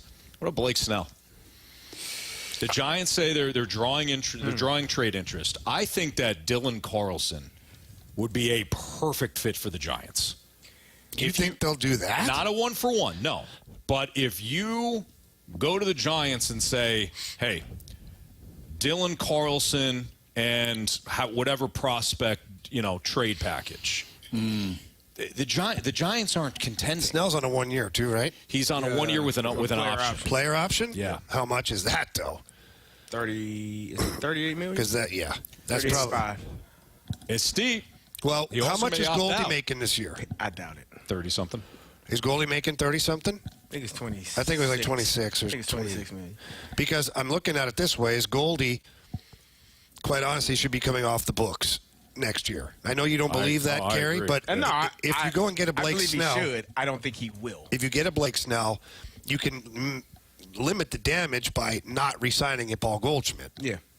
Yeah, $38.5 million for Snell next year. It's a one-year deal, though.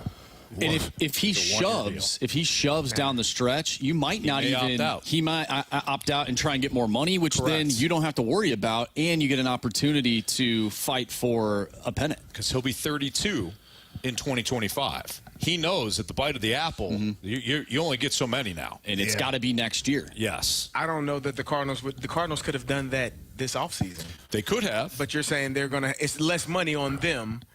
Unless he decides to opt in for the following season. And if so, but then you get a Blake Snell. You get a lefty, you get a left-hander for your starting rotation next year at $38 million. So my question would be, if that's the case, why didn't you sign him in the first place? Well, thank God he didn't, though. Well, I don't know. But you still had Goldie on the books. Okay. So that's, between the two of them, that's almost $60 million right there. Right. You're right, Carey. I mean, they could have, but maybe there was something there that they didn't like. I mean, obviously they weren't the only ones. Yeah. And the Giants signed him way late. Well, I think the thing that Mo didn't like was the innings. Mo's whole his whole philosophy. You're right. 5 innings. Want innings eaters, innings, and Blake Snell's a 5 and dive. But things have changed, Mox. Yeah, I know. You got yourself a bullpen now. You got yourself a bullpen. And you got too. Lance Lynn, that's a 5 and dive this year. Yep. Well, I'm thinking playoffs. If you're in the postseason and that guy gives you 5 strong innings of 0-run baseball and your bullpen comes in and shuts the door, there's a win right there. And then you have Sonny Gray, that could be 2 right there, and you figure it out from that. You can go in a 5-game series. So 3, you got to win 3, obviously, or is it 3 initially? So this team's a wild card team. They would. They'd be 3. And either way, they'd play in the 3-game series because they're not going to get the bye. Right. Okay. So it'd be a 3-game best of 3. You got Sonny Gray and Blake Snell. I like that. You could do a hell of a lot worse than Sonny Gray and Blake Snell. Absolutely. And I don't think the Giants are going to hold you over the coals for Blake Snell. If he opts out, you get nothing next year if you're the Giants. So to me, if I'm the Cardinals, you say Dylan Carlson's the main piece here. We realize that he has it, but all he needs is opportunity. You can sell it any which way you want. And if you're the Giants, Mike Yastrzemski, Michael Conforto, these are guys that are either older and or they have their deals coming up, so they're going to need outfielders. What else would you need to give up? Because Dylan Carlson is not going. Probably a lefty pitcher. It's going to be some. You're going to have to probably give up one of your pitchers. It might be in the minor McGreevy. leagues. Yeah.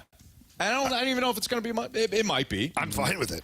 Packaged up one of those guys that you got for a year ago. Drew Rom. That they're not hurt. That's the problem, though. Drew Rom I think got placed on the IL. Yeah. So you add Blake Snell, and then this is basically saying that Mo is going to get a little crazy here, right? Going to go get Blake Snell. Then he's going to sign Trevor Bauer. Oh, yeah. He actually said that wasn't happening. I don't see that one coming. There's your 1, 2, 3 right there, Anthony. He said not happening. How about that rotation? Jamie, it's a thought. It is a thought. We'll give it some thought. All right. Yeah. We'll give it some Just let me know, okay? All right. Yeah, we'll Just take float it. out We there. might give it back to you. Probably. Float it out there. All right. It's Fastlane on 101 at ESPN. And by the way, you do it now, like you said. Yes. You do it now. Because the Yankees could call in 2 seconds to the Giants and offer them something significant. I would be on that phone. I'd say, I'm not getting off the phone until we make this deal. Yes.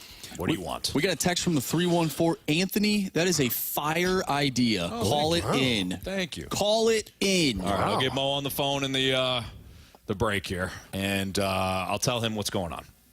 Or whoever picks up the phone, I'll just talk to them. Just tell them. It's Yeah, fine. exactly. Yep. This is what you're going to do. This is the ticket department. That's fine. Hear me out. Hear That's me fine. out. Got an idea. It's the ticket department? Ticket department or the other? The ticket. Yeah. Yes. All right. Gauntlet next on 101 ESPN.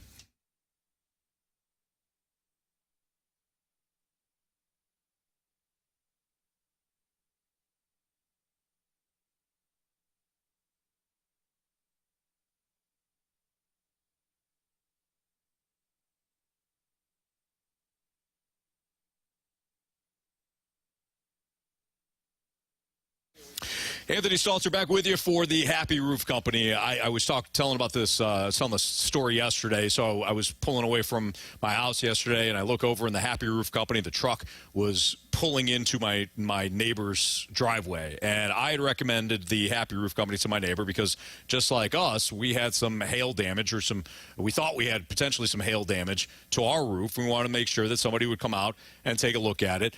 The Happy Roof Company was our first call, and I recommended, like I said, to my neighbor, and I recommend it to you as well. The Happy Roof Company, they do a phenomenal job. If you're somebody that doesn't know if they have damage to the roof, or you do know that you've got a leaky roof, or you just want somebody to come out and make sure that there's nothing going on, the Happy Roof Company will have somebody to look at your issue within 24 hours of when you call 314-665-3001.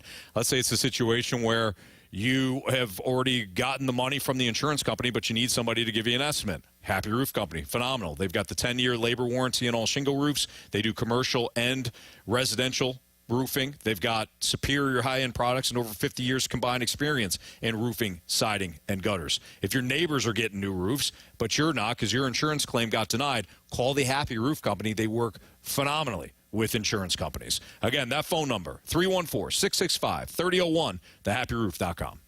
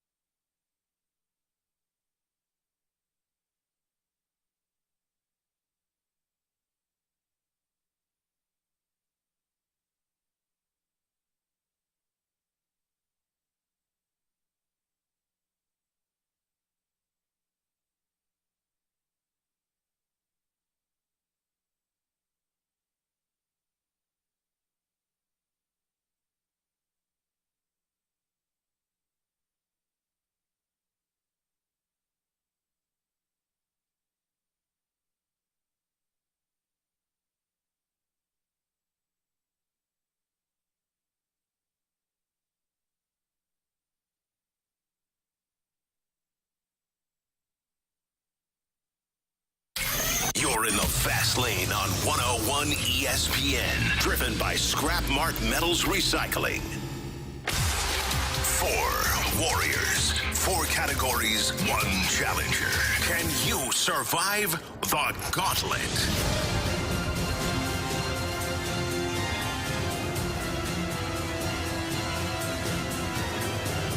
All right, time for the Gauntlet here in the fast lane on 101 ESPN with Jamie Rivers, Andrew Marsh, and Carey Davis. I'm Anthony Stalter. We've got Alex on the line for the Gauntlet. What's up, Alex? Hey, how you guys doing? We're doing great, man. We appreciate you playing. Is this your first time? It is my first time, so be gentle. All right. Okay. No promises. You know, Jamie. Right. Who would you like to take today? I think I'm going to take on you, Anthony. Oh. Anthony.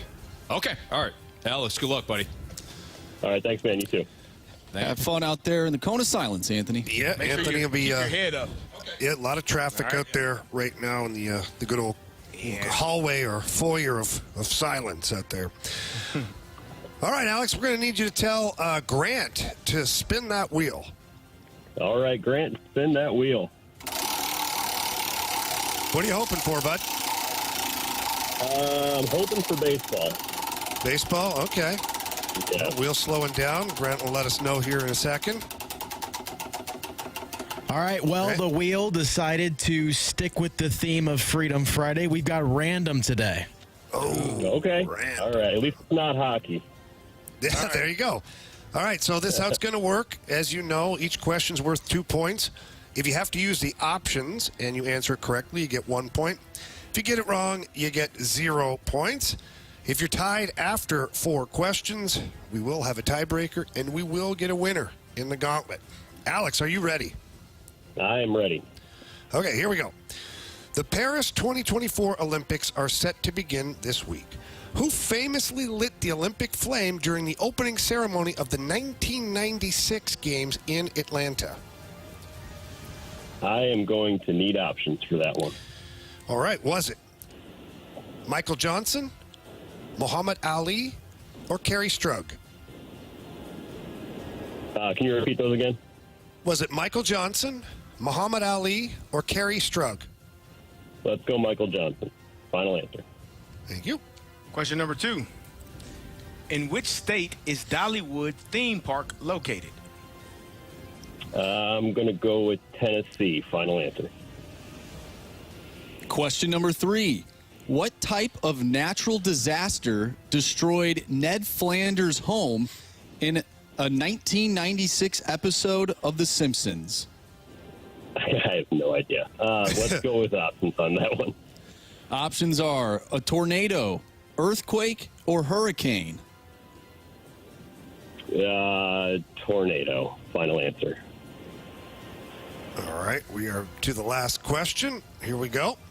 Can you tell us the nationally ranked mascot for Weber State University? Yeah, everybody knows that one. Common. Options, please. All right. Is it Waldo the Wildcat, Carey the Cougar, or Freddie the Falcon? Ooh, okay. Freddie the Falcon. Final answer. All right. This random. Wow. Yeah. All right. Anthony's going to make his way back in here.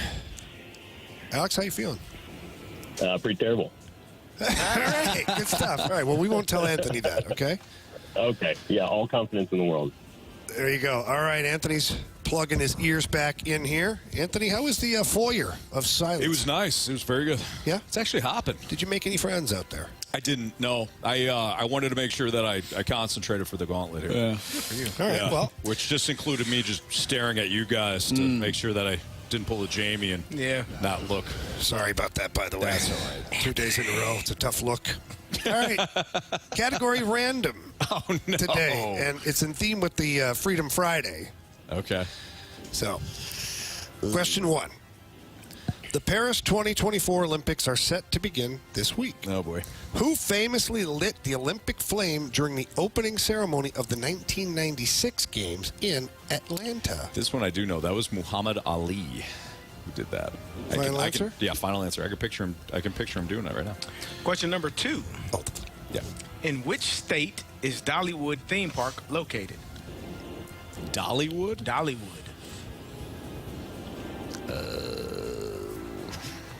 it's a really big attraction. Yeah. Yes, it is. I mean, it's got to be one of the. It's got to be like Kentucky, Tennessee, one of them, right? Options. Is it Tennessee, Alabama, or West Virginia? That's got to be Tennessee. Tennessee. I'm glad I almost said Kentucky. I'm glad I took the option. Tennessee. Is that your final answer? Tennessee, final answer. Question number 3. What type of natural disaster destroyed Ned Flanders' home in a 1996 episode of The Simpsons? Options. Options are tornado, earthquake, or hurricane. Tornado, final answer. All right, final question. Can you tell us the nationally ranked mascot for Weber State University? Weber? Weber State. Weber State. Weber. It's a Weber State. It's weird. It's spelled right, but that's how they say it. Weber. Weber State. Fine. Tell you that. He was walking in. Fine. Sorry. Okay, Weber. Okay, can we get to the answer, though, please? Weber Well, State. you can talk to him. I picture like a bobcat or a wildcat or something, but I don't know the name. Can I have the options, please? Is it Waldo the Wildcat, Carey the Cougar, or Freddie the Falcon? No, it's not Freddie the Falcon. That's the Atlanta Falcons mascot. So what do we got? The Waldo the Wildcat or what? Carey the Cougar. Carey the Cougar. I don't think it's a cougar.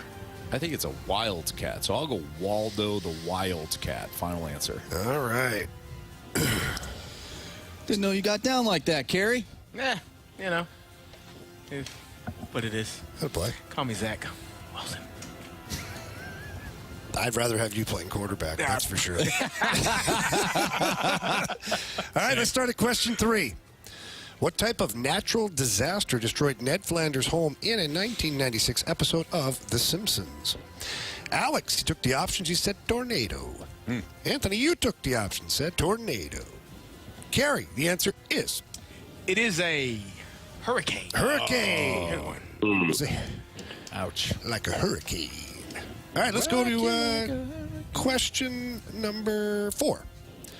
Can you tell us the nationally ranked mascot for Weber State University?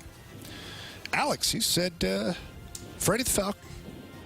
Anthony, you said Waldo the Wildcat.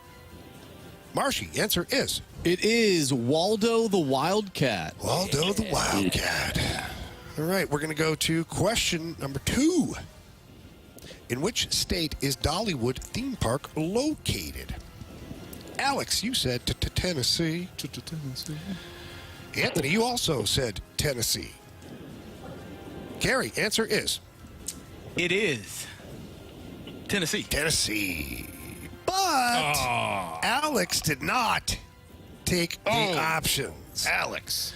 So we are all tied up here at 2 apiece. Oh, no. Final question. Oh, man. The Paris 2024 Olympics are set to begin this week. Who famously lit the Olympic flame during the opening ceremony of the 1996 Games in Atlanta? Anthony, without the options, he said Muhammad Ali. Alex took the options, said Michael Johnson.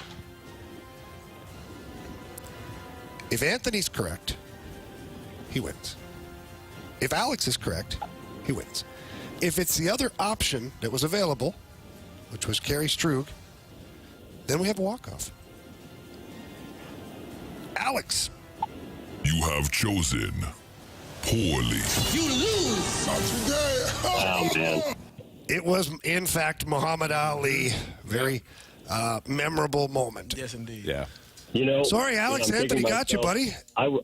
I was at the 96 Olympics, and, the second I said Mike Johnson, final answer, I should have gone with Muhammad Ali. Now, were you there watching or participating? Nah. No, I was definitely participating. I was 6 years, or no, watching. I was 6 years old. Okay. I was going to say, if you were participating and you didn't know that one, it's a tough look. That would have been terrible. That's a tough one, especially when you know the answer. So, Alex, it's much harder actually doing it than than just in your car listening. I always respect people that say that. I've said this before because you're right. When you're in your car, like if I'm off for the day, I happen to catch the it's way different when you're in your car. I beat you guys like 75% of the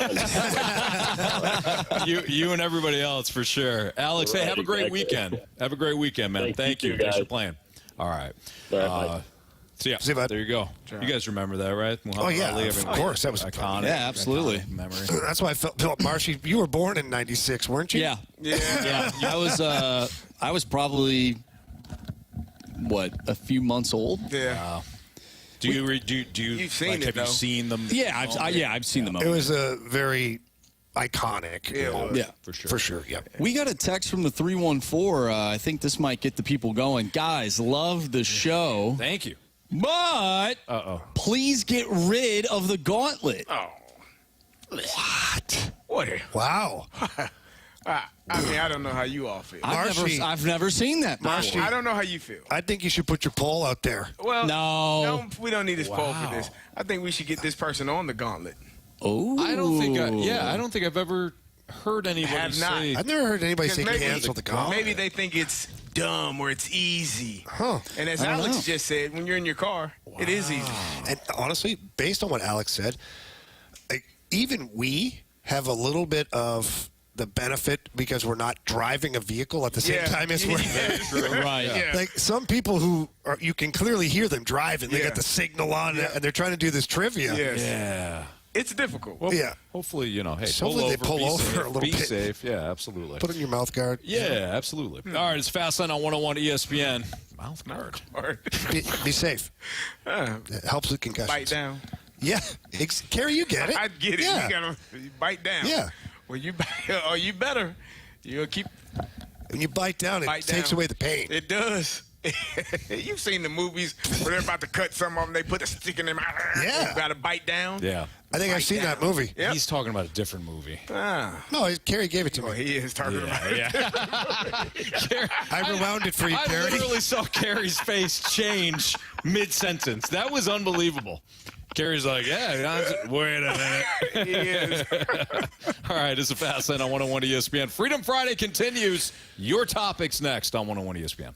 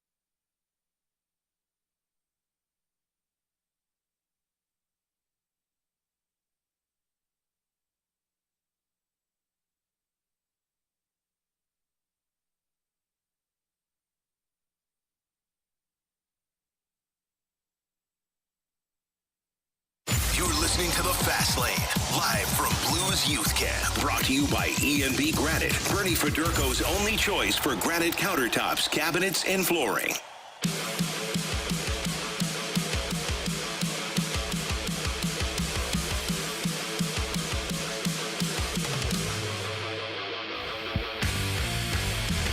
It's Fastlane on 101 ESPN. We are live from Centene Community Ice Center.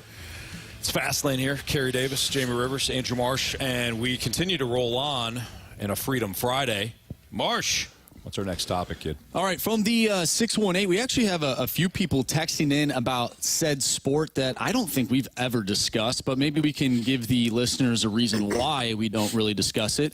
So from the 618, why isn't NASCAR ever discussed? 3.63 million people watched the race Sunday. Is it that the hosts don't watch, therefore it's not discussed? Or do you think there's not enough fans to warrant a discussion? So I definitely think there's enough fans because the revenues that they drive and the people that show up and the money that's spent on NASCAR, it's proof that people love it. Mm-hmm.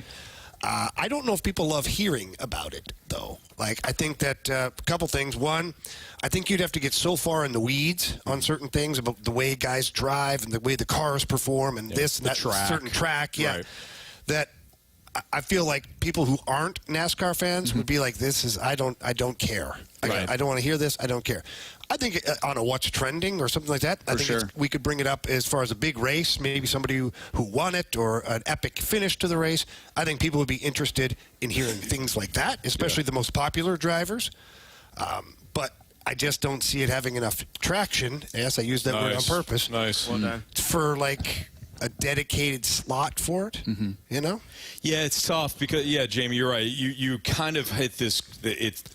So people either don't watch it at all, and we start talking about it, they tune out, or people are diehard. Because I don't think there's a lot of casual NASCAR fans. No, you're either in or you're out. Yeah, so you know the drivers, you know the track, you know whether or not guys have a certain good season, a bad season, whatever. So if we start talking about it and we're not following it consistently enough, now those people are pissed. Yeah. Don't talk about my sport or I'll run you over with my Kenny Wallace car. And it's all, so we lose both ways. He's a fantastic guy, by the way. Yeah, absolutely. Yeah, that conversation can definitely, turn left real quick. It certainly can. Now, can we navigate it like Kyle Larson at Bristol? No doubt about it. But, I think it's just better to stay on the sidelines. And I think people can get their better to stay in the pit. Better stay in the pit. Not the snake pit, though. No, not the snake pit. No, you can be in the snake pit, though. But I think, absolutely. We encourage it. I think people overall that are diehards probably have their broadcasts that they listen to specifically for that. So, absolutely, if we're not able to provide them with the real information that we should be, why would they be listening to us for NASCAR? Great point. Valid point, Jamie. Yeah. Now, somebody said 3-1 from the 314, kind of like soccer, LOL. Now, you're right, 100%. What I just said about NASCAR definitely applies to soccer. And we always get the UFC stuff. I love the UFC. I could talk about it, but I don't know how many people are drawn to be, especially if it's not the headline fighters, if it's just another UFC fight night or something like. I would love to discuss it because I love talking about fighting and the different styles and the. Same thing with boxing. We could talk boxing as well, but again, is it enough people listening or interested in doing that? I personally, or are they going somewhere else for straight up boxing content? Correct. Yeah. Same thing with the WWE. Well, we talk WWE. We got SummerSlam coming up here soon. 636 says it's even more of a crime how you jokingly cover City. You sound sarcastic when you talk about it. You clearly haven't done your homework, and maybe it's just your delivery, but it's really bad considering you're the top sports radio station in the market. Thanks for saying that. That's fantastic. Thank you. I appreciate the compliment. Yeah, that's good. Really nice. Thank you very much. Why don't we transition to a team in this city, and that is the St. Louis Cardinals. From the 636, hey guys, to what extent do you think the good defensive play of Paul Goldschmidt and no offset their lackluster offense so far this year? It doesn't. Not much right now. It doesn't. Go ahead. No, go ahead. You started. I didn't mean to cut you off. I was just saying I don't think it does because you are.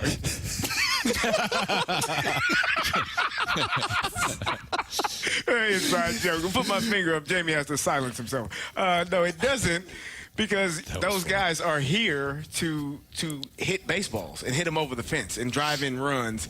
And, you know, Nolan Arenado, his defense is obviously he's a Gold Glove defender. He's been that for multiple years. But the offense is what I think the expectation is. I don't think you can say, well, you know, those guys are playing great defensively, so, you know, they still can get in the lineup every day. They're here. The defense is a bonus, but they're here to drive in runs and be your 3, 4, or 5 hitters. And if they're not able to do that, then it's a little bit problematic for this team. Yeah, I agree. I just don't think that they're, like, at this point, if you could add a third baseman or a first baseman that is slightly drop off defensively, but is better offense. I think you do it. Yep. We talked about this not too long ago, but from the 636, the Cards should have ponied up for Zach Eflin. Do you guys agree? Please discuss. Maybe. LOL. Why are we so cheap? There it is, Anthony. What's that? He said someone asked him, why didn't the Cards get Zach Eflin? Oh, so, yeah, that goes back to my comment before of, like, well, first of all, we did talk about this earlier, a little bit earlier, but I don't expect everybody to listen to every second of every show. But, yeah, we talked about the Orioles getting Zach Eflin. We have said that Zach Eflin, we had the conversation yesterday, would have bolstered the rotation. That would have been, I thought, a solid acquisition if the Cardinals were able to do so. I think to Jamie's point about the Cardinals needing to have more urgency when it comes to the trade market applies to this situation. That also doesn't mean, though, that you just say, all right, that's it, trade market's over with, grab a reliever, you're done. There are still starters available. And if you missed it earlier, I threw out the suggestion of if the Giants are willing to give up Blake Snell, and they are apparently receiving calls on Snell, he's got a player option for next year at $38.5 million. That's a ton. But at worst, if he doesn't opt out, you have a left-handed pitcher that at one point, even now, you know, is somebody that considered a top of the rotation arm. That if that's the worst case scenario, that's not bad. No, you know. I don't think the Cardinals are going to pay $38.5 million for 1 year. I think they should for 1 year. I don't think on the off chance that Blake Snell comes in here and doesn't perform very well and says, you know what? I don't think the free agent market is going to be good for me. Got another year, 38.5. See you next season, Cards. I don't think that on the off chance that happens, that he does not opt out, that he will be a St. Louis Cardinal. Because, again, if that were the case, the Cardinals would have been able to sign him this offseason. They would have tried to sign him this offseason if they felt comfortable with him potentially having another year at $38.5 million. Look, I think you're right. Ultimately, I don't think they'll do it. However, if you look at the options that are available right now, and really an hour ago, Zach Eflin we thought was an option too. So I'll even throw Zach Eflin into the mix. Carey, you often talk about, well, is it going to matter? You know, is that addition, is that really going to matter? If I were to present to you a starting rotation, forget next year, starting rotation this season of Sonny Gray, Blake Snell, and Kyle Gibson as your 1, 2, 3, how much do you improve your outlook? Going into the season or right now? No, right now, and you know, through hopefully what is the playoff season. I think that's an upgrade from what we have right now. You think? And I don't think. I know it's an upgrade. I didn't know how. My apologies. I didn't know how hot or cold you were on Blake Snell. That is an upgrade from what we have right now. I do agree with that. Does that help you? Blake Snell, in my opinion, is probably a better option than what Zach Eflin would have been. Oh yeah. Like we hadn't talked about Zach. We hadn't talked about Blake Snell. We were talking about Zach Eflin, Eric Fetty, Kikuchi. Like Blake Snell is a better pitcher than those three guys. So yes. That, to me, is the Cardinals attempting to go for it. Yes. Like, that's an opportunity, and that's what I've been talking about. Either give me something that's going to be here for a few years, locked under contract, or give me something that you say, I am actually trying to win now. Right. It has to be one or the other. But when you go mid and just say, it's okay, it's fine, that, to me, is the frustrating part. I would do that deal, and I would do the deal in heart. I'd call the Giants right now. I'd offer them Dylan Carlson. Because Dylan Carlson Anthony, you're gonna have to really get like. I understand. You have to really expand what you're saying, because people right now are like, "We'll never." That's not a trade. They don't understand that you mean a prospect or two. Oh yeah, Dylan Carlson as well as Dylan Carlson. There's always a piece, the centerpiece. Yes, there's always a centerpiece of every trade. I'm saying Dylan Carlson is the centerpiece. Now, hear me out. People may say, Jamie, to your point, there might be a lot of pushback there. Oh, he's not going to get you much. At one point, Dylan Carlson, as we know, is a top prospect. Yeah. If I'm Mo, I say, listen, injuries besiege the guy a little bit. He's healthy now. Opportunities aren't there for us. In your outfield, starting every day, you get a center fielder. Wink, wink. I don't know if he's a top end center. He's an outfielder. But the Giants need outfield help. And Blake Snell doesn't do them anything. Blake Snell doesn't do much for them moving forward here. Yeah. They've got Logan Webb. They got Kyle Harrison. They've got some other young pitching. They need outfield help.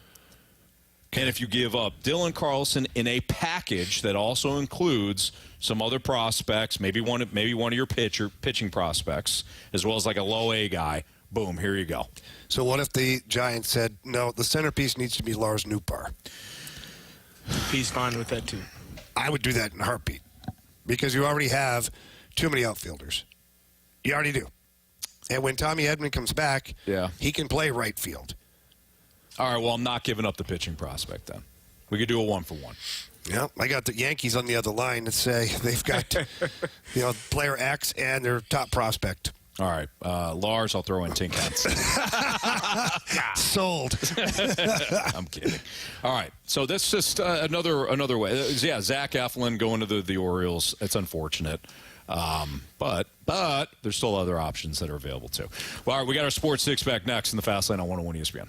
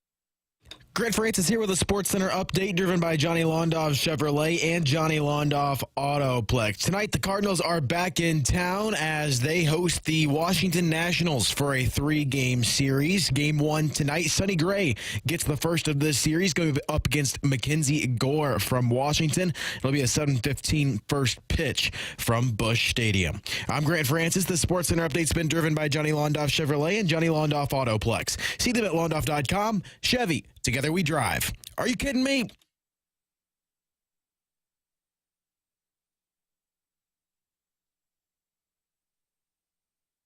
I have a question. It's time for the Fast Lane to answer your sports questions. I want to ask you a bunch of questions, and I want to have them answered immediately. Asking me all these weird questions. Answer the question. Answer the question. Answer me! The Sports Six-Pack is now.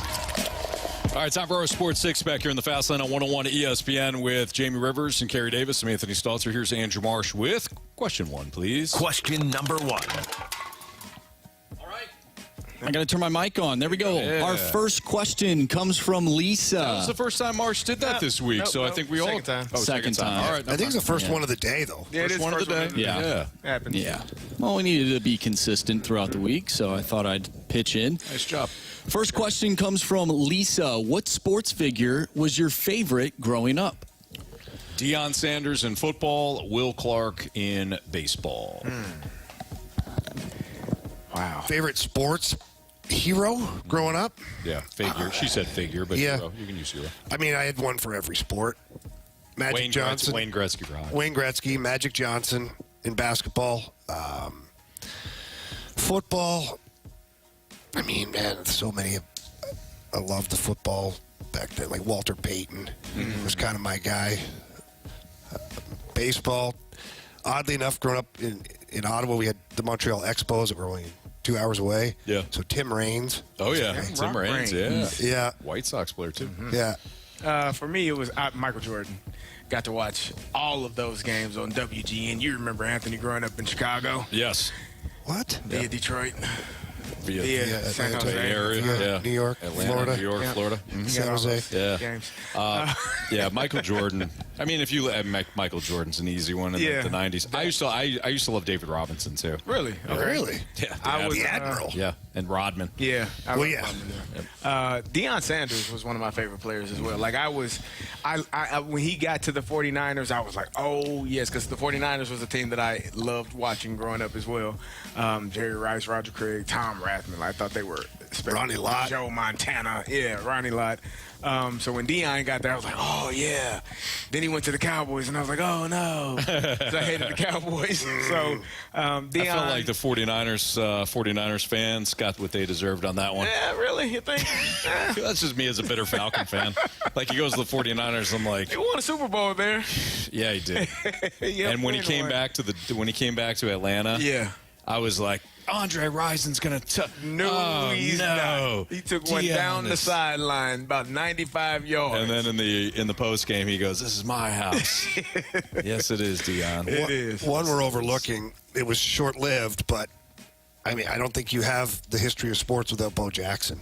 Like you can't say that without come on, Bo right? spectacular. Bo knows. Yeah, he was like the, and I think going back to the star conversation, like having your own shoe line, Bo did, Deion did. Like those guys were superstars in multiple sports. So yeah, I loved watching those guys play their sports. I think for me, my favorite hockey player growing up was Pavel Demitra. Pavel, pleased to meet you. Baseball, Albert Pujols, obviously. Football, was a huge Steven Jackson fan. Yeah. Huge Steven Jackson fan. I feel bad that he was never on a good team. That was rough. Poor guy. Because he was awesome. I mean, he was juking dudes and he was doing his thing. He was a really good dude, too. Yeah. He was. Yeah. Basketball, maybe Allen Iverson. Oh, AI is a good one. I used to Allen love Iverson. Allen Iverson. Practice. Yeah, AI is a good one. So, when I first time I went to a hockey game, like Bret Hart was one of my favorite players. I didn't grow up around a lot of white guys. And I saw this. No, I'm just telling you, I didn't. I was at the hockey rink, and they was warming up, and his hair was like gold. And oh my God, the golden. Like, I've never seen hair that color. That is awesome. Amazing. That is awesome. Wasn't there a TV show with Wayne Gretzky, or not Wayne Gretzky? It was Brett Hall. No. It was Wayne Gretzky. It was Pro Stars, wasn't it? I thought Brett Hall was in it. I remember that. Which one? I think it was called Pro Stars, wasn't There's a cartoon I'm thinking of. Yeah. But that was Wayne Gretzky, they Michael Jordan. Yeah, they had all the Was it Bo Jackson? Was it? Yeah, they fought. It was they saved people. It was unbelievable. Yeah. I could have swore Brett Hall was in one. He was in Scooby-Doo. That's right. Okay, yeah. They had a whole episode of Brett Hall and Scooby-Doo. You also had the Golden Adventures of Brett Hall. That was another thing. Yeah, it was a comic. So, but yeah, the TV show was with Wayne Gretzky, Michael Jordan, I believe Bo Jackson. I thought so. Yeah. Dorian Harewood, Townsend Coleman, Bo Jackson, Wayne Gretzky. Yeah. That's in the Pro Stars? Yep. Yeah, Pro Stars. Yeah. Michael Jordan, Wayne Gretzky, Bo Jackson. That's incredible. I remember that. That's pretty funny. That was great. Pro Stars. Question 2, please. Question number 2. From the 636, thoughts on esports approval becoming an Olympic sport? You know what? I don't. So this is tough, right? Because it's not really a sport. Like, you don't have to have 1 ounce of athletic ability to be great at gaming. Now, hand-eye coordination. Really? Not athleticism to a degree. Thumb wrestling then should be in the Olympics too. Those gamers though on the PC, those guys, I don't know how they do it. Like, they are insane. Incredibly talented. I'm not taking anything away. I've watched my own kids play these games, and I'm like, oh my gosh! Like on the PC, they've got the keyboard going and the mouse, and it's a lot going on. But I don't think it takes 1 ounce of athletic ability to be a great gamer. So therefore, if the Olympics is the best athletics, the best athletes in the world, I don't know if esports can be an Olympic event. Yeah. Can it be a massive championship? Yeah, but they do that. Yeah. I don't think I'm not. They shouldn't be wearing gold medals. My gold medal is a lot different than your gold medal. If I'm Phelps. Well, yeah, or Simone Biles standing up there, and she has to win, I don't know how many events to win the all-around gymnastics. Like she's all the training and the falling on her head and doing all stuff. And she's standing next to a kid that spends 75 hours a week on a computer. Right. With quick thumbs. Thing is, though, she could probably never do what that guy does, much like what that guy or girl probably could never do what she does. But that's the argument then. Like, Simone Biles isn't trying to compete in the esports championship. Yeah. Right? So why would they be crossing over into athletics? Yeah, I'm with Jamie on this one.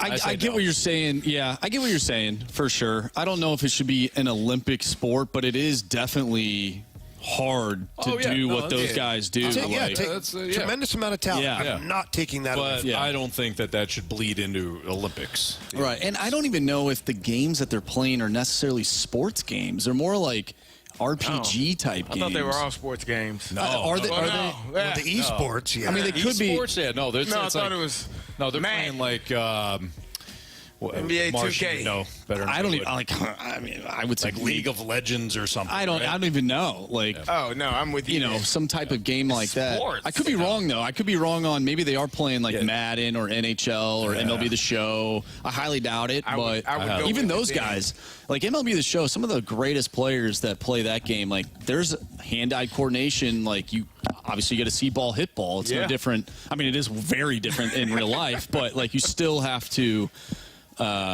Still got to pick up the ball and the spin and all that stuff. So, I mean, it's definitely tough, but I think I agree with you guys. I don't know if it should be in the Olympics. All right, we'll continue our Sports Six-Pack next on 101 ESPN.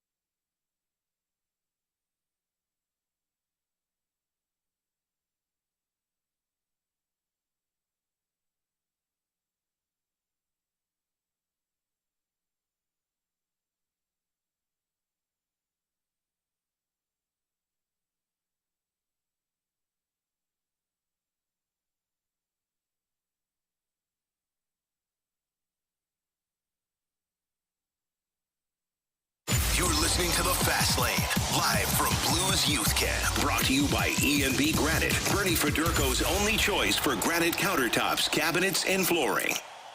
I have a question. It's time for The Fast Lane to answer your sports questions. I want to ask you a bunch of questions, and I want to have them answered immediately. Asking me all these weird questions. Answer the question. Answer the question. Answer me! The Sports Six-Pack is now. All right, time for question 3 of our Sports Six-Pack here in the Fast Lane on 101 ESPN. Question number 3. This one comes from Chauncey. Quick backstory. I did 7 years in the Army, and I traveled all over the place, but one place that stood out to me was Germany. I went to a soccer match there, and it was the most lit ever. What's one sporting event overseas that you would love to go to? Well, I've gone to a soccer game between Moscow Spartak and St. Petersburg, and boy, that was quite an adventure, to say the least. It was fun, though. It was wild, but it was fun. I think I'd love to go watch a soccer game in like Brazil or something. I know it's not overseas, but I'm just saying like somewhere different, or even go watch a game in England in the English Premier League. Go some of those crazy fans. I think that would be a lot of fun. For me, does the Olympics count? Because in another country, because I would love to. Yeah. Well, I guess so, I would go. I would love to go there. Cheating a little bit, but that's fine. I get to see multiple sports. Well, that's the thing. It's kind of cheating. You can pick one sport. Well, no, I like. Yeah, well, Jamie, I didn't. You're correct. That's all I have to say. Carey. Thank you. I'm learning. Carey. Yes. I'm going to allow it. I'm going to allow it for you. All right? I think it counts. You know, Carey's eating a Twix here. I think Jamie needs a Snickers. He might. He's not himself when he's hungry. Oh, wow. Yeah. Not even angry. Yeah.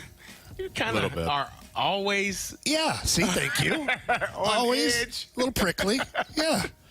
I respect it. First of all, Chauncey, thank you for your service. Yes. Yes, thank you. I'll answer that question. I would love to see an NFL game in London. Oh, my God. All right. Actually, you know what I'd love to go see? I'd love to go see an Aussie Rules football game down in Australia. That would be fun. Those guys are murdering each other. Yeah. Good. And it's Australia. Right? Hey. I would say a lot of people don't consider racing to be a sport, but I would love to go to the Monaco Grand Prix. That would be nice. I feel like that'd be awesome. That would be awesome. Yeah. And I do think racing is a sport. I do too. You look at the doohickeys in that car. Dude, I watched insane. a documentary on the F1 drivers. Yeah. It was nuts what kind of physical condition they have to be in. I was like, that anybody says those guys, I'm out on that discussion now. I'm in on them being athletes. Don't they lose like 30 pounds or something like that? Something crazy? Their training is crazy. Yep. The endurance that they have to have and all that stuff, it's a lot. I thought there was a lot of buttons on the Zamboni. There's a ton inside an F1 race car. Question whatever, please. Question number 4. All right, let's go to the 636. What are some of the funniest or most awkward experiences you guys have had, either radio-wise or pro sports, or in Anthony's case, San Jose? Oh, so what's the question? What are the craziest things? Craziest or our most awkward. For us personally? Oh, I've got a great story, but I don't know if I can tell it. Yeah, that's good. Oh, no. I think I've got a couple of them. Well, sometimes saying the wrong names is pretty embarrassing. I have there's a guy, I don't know you know him, a guy named Andrew McCutcheon, plays for the Pirates. Yeah. Wow. Yeah. Oh boy. I have a teammate that I went to high school with named Josh McCutcheon, and I would often say, "Yeah, Josh McCutcheon is hitting the ball really well," and I would just say it over and over again, and I'm like, "Who the hell are you talking about?" He seems very sure of himself. Yeah. That was pretty tough. But it's not too bad. So, could it be something that happened during a game, Marshy? I think it could be anything. It could be you in a game. It could be you in your radio career. Just something that is sports related. So there's been obviously a few things. Obviously, hitting a mascot was unique. That is indeed. But we were playing against the Montreal Canadiens in the playoffs. I was playing with the Bruins at the time, and you can go back and YouTube this hit of Kyle McLaren hits Richard Zednick. and almost tore his head off. Ooh. Like it was a clothesline. And, I mean, this guy went down like a ton of bricks. Mm-hmm. Well, we started a big 5-on-5 brawl. Actually, it was 5-on-4 because Zednik was out cold. Oh. And a fan in Montreal scaled the glass and jumped on the ice and tried to get into the fight. And people were throwing things. I got hit by like a camera. It was unbelievable. That was pretty nuts. And then trying to get home after the game, so we stayed in Montreal. The hotel was just down the road. And the fans know where the teams stay. Yeah. And we were supposed to just walk back to the hotel. Oh, no. So I'm there, and I'm like, oh, boy. Joe Thornton's like our best player. I'm like, I grab PJ Stock, who's, Dennis Bonvik. I'm like, hey, we're going to walk with Jumbo Joe here. We're going to make sure he gets back to the hotel. Yeah. And then it was so crazy out there. The cops were like, you guys aren't walking. So the team had to find a bus to come. And then as the bus was leaving, people were throwing all sorts of stuff at the bus. It was pretty wild. You sure you weren't playing in Philly? Yeah. Yeah, pretty close. Montreal's pretty passionate. Yeah. Thanks, Dad, says Anthony asking Mike Clayton about Alvin Kamara. It was John Clayton. Yes. And yes, I did think What of that happened? moment. So it was me, Jamie. Actually, I wasn't there. Jamie wasn't there. It was me, BT, and Ranji. And sometimes you're getting in interviews and you have what you want to ask, and maybe you're taking notes, or maybe, for me, maybe I'm looking at the time or something coming up. Sometimes you miss the question that your co-host asked. Well, BT asked about, I think Alvin Kamara was hurt or suspended or something, and we used to have John Clayton, rest in peace, John Clayton of ESPN. We used to have him on every week. Well, BT asked him about, hey, tell us the latest on Alvin Kamara. So Ranji asked a question that gets back to me, and I said, hey, John Clayton from, 101 ESPN or whatever. He said, hey, Alvin Kamara, when is he coming back from suspension? And you always know when you ask, because it happens, but you always know when you ask a question that's already been asked. Yep. The person goes, he just gives you like that disappointed dad look, And BT gave me the disappointed dad look, and I mouth, and I'm like, did you ask that? He goes, yeah. Yeah. I give John Clayton a lot of credit. He did not skip a beat. Answered it the exact same way. He answered it the exact same way. He went right into it. That's awesome. Yeah. So that was embarrassing. Out of all things, though, I think what I said earlier today was more embarrassing. Oh yeah. When I combined details and tickets. More like details and tick. Yeah. Full pause. I didn't even get to the looked around tickets part. Did anybody hear that? We heard it. Yeah, a lot of people heard it. Yeah. Yep. So just earlier today, once a day something happens. Yeah, it's inevitable. But whatever. All right, let's do one more. We're gonna do one more. Question number 5. From the 314, who is the nicest guy or gal celebrity you have met, sports or movies or whatever else? Wow. Could be a singer, boy, oh boy, musician. I guess that's the same thing. There's a lot. Yeah, there's most of the people. Most of them are really polite and kind. Carey's guy, Ryan Clark. RC is a good awesome dude. I could sit there and listen. Like Ryan Clark, you wouldn't know that he had and played and had a lot of success in the NFL if you just chat with him. The other guy that was awesome, Jeff Saturday. Oh yeah, Jeff Saturday's a really good dude. I'm trying to think. Like Eddie Vedder was an unbelievable human being. Yeah. It's cool talking to him, and he was super courteous. Met Brad Pitt. He was a nice guy, but didn't spend time with him. Really. Our guy John Hamm. Super good dude. Yeah, the Hammer. He's great. James Caan, if anybody remembers James Caan. I love James That guy Caan. was the program. The program? Yeah. Unbelievable. Real good guy. I had a night where, with Rodman, we had cocktails with James Caan and Hugh Hefner. Wow. It was quite a night. That's an interesting It's like and Jamie Rivers. That's amazing. There was, but usually the celebrities that are jerks or whatever, you don't really stick around. Yeah, I'm I'm going to keep the people. I don't need to talk to you. I don't care that much about having a friendship with you. Yeah. See ya. Snoop Dogg is really laid back. Hard to believe. Hard to believe. back. Yeah. Very cool. Yeah, I think I'd love to meet Snoop. Snoop was really awesome. Yeah. I hung out. I went to a hotel room and there was just hanging out for a little while. Yeah. Yeah. But you know, just before he was performing, it was like before his concert and just hanging out. He's getting ready. Yeah. Our guy ready. Chuck. Chuck is Charles Barkley. Oh yeah, he's I unbelievable. met him in person, but he seemed pretty cool. He's unbelievable.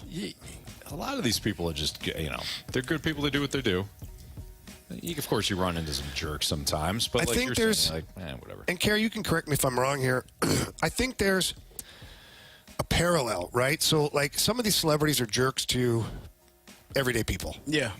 But then when they get around, not their peers, because we wouldn't be their peers, right? But knowing that you played for the Steelers in the NFL, knowing that I played in the NHL, you do get treated differently. A little bit, yeah. They treat you almost like, well, he gets it. Yeah, he understands. Like, oh yeah, I get it. Eddie Vedder, I get it, because I've had 80,000 people screaming my name. But there's like a little bit of a mutual respect, right? And because a lot of them wanted to play a sport. Fans. That's what I was about to say. Yeah. They are fans of you because you were a professional athlete. You're doing and something they could never do. Yes, and you're a fan of them. Like, dude, I would never be able to stand on this stage and have X number of people doing the movements and singing every lyric to the song like that. Yeah. So you are mutual. The mutual respect is because both of you all are fans. So I think that certainly helps when you're meeting some of these people. Yeah, sometimes people have bad days too. I mean, I remember like Chris Berman. There's the video of Chris Berman yelling at somebody, walking through the shot, and he blew up, and that's all he saw of it. When I had a chance to talk to Chris Berman, he had just called the Braves-Cardinals game, the playoff game in which the Cardinals scored 27 runs in the first inning. So Berman was walking behind me, and I said, "Hey, Chris, just want to let you know, highly respect what you do. I'm doing radio in St. Louis. Happened to see the game. He's like, "Here, I got something for you." Right? He comes over with the book. He took the scorebook. Really? He's like, "Look how messed up this is because of the Cardinals scoring so many runs." And he just sat down and he started talking to me. Well, the other thing I'll say this about Berman. There was the guy that runs the cafeteria on the weekends in Bristol. He always runs back and forth and he gets guys the meal, like they'll order something, and then I don't know what this guy's name is. We'll call him Joe. So he always comes in, brings the food and stuff. I saw, because I sat in the back with RC on Sundays, and I saw Berman go up to this guy who's around Christmas, and he Joe, and he handed him an envelope. This guy came back in tears to hug Berman. I don't know what was in the envelope. I'm assuming it was a tip, nice Christmas gift or something like that. But my point in all this is both things can be true. Berman maybe had a bad moment that on video that one time, blew up, whatever. He's having a bad day, and all of a sudden he's labeled like some hotshot. Yeah. I saw him in a different light. No cameras or anything around. Maybe nobody else saw the interaction, but clearly he takes care of people that, around there. So, all right. Our Freedom Friday continues here in the Fast Lane on 101 ESPN.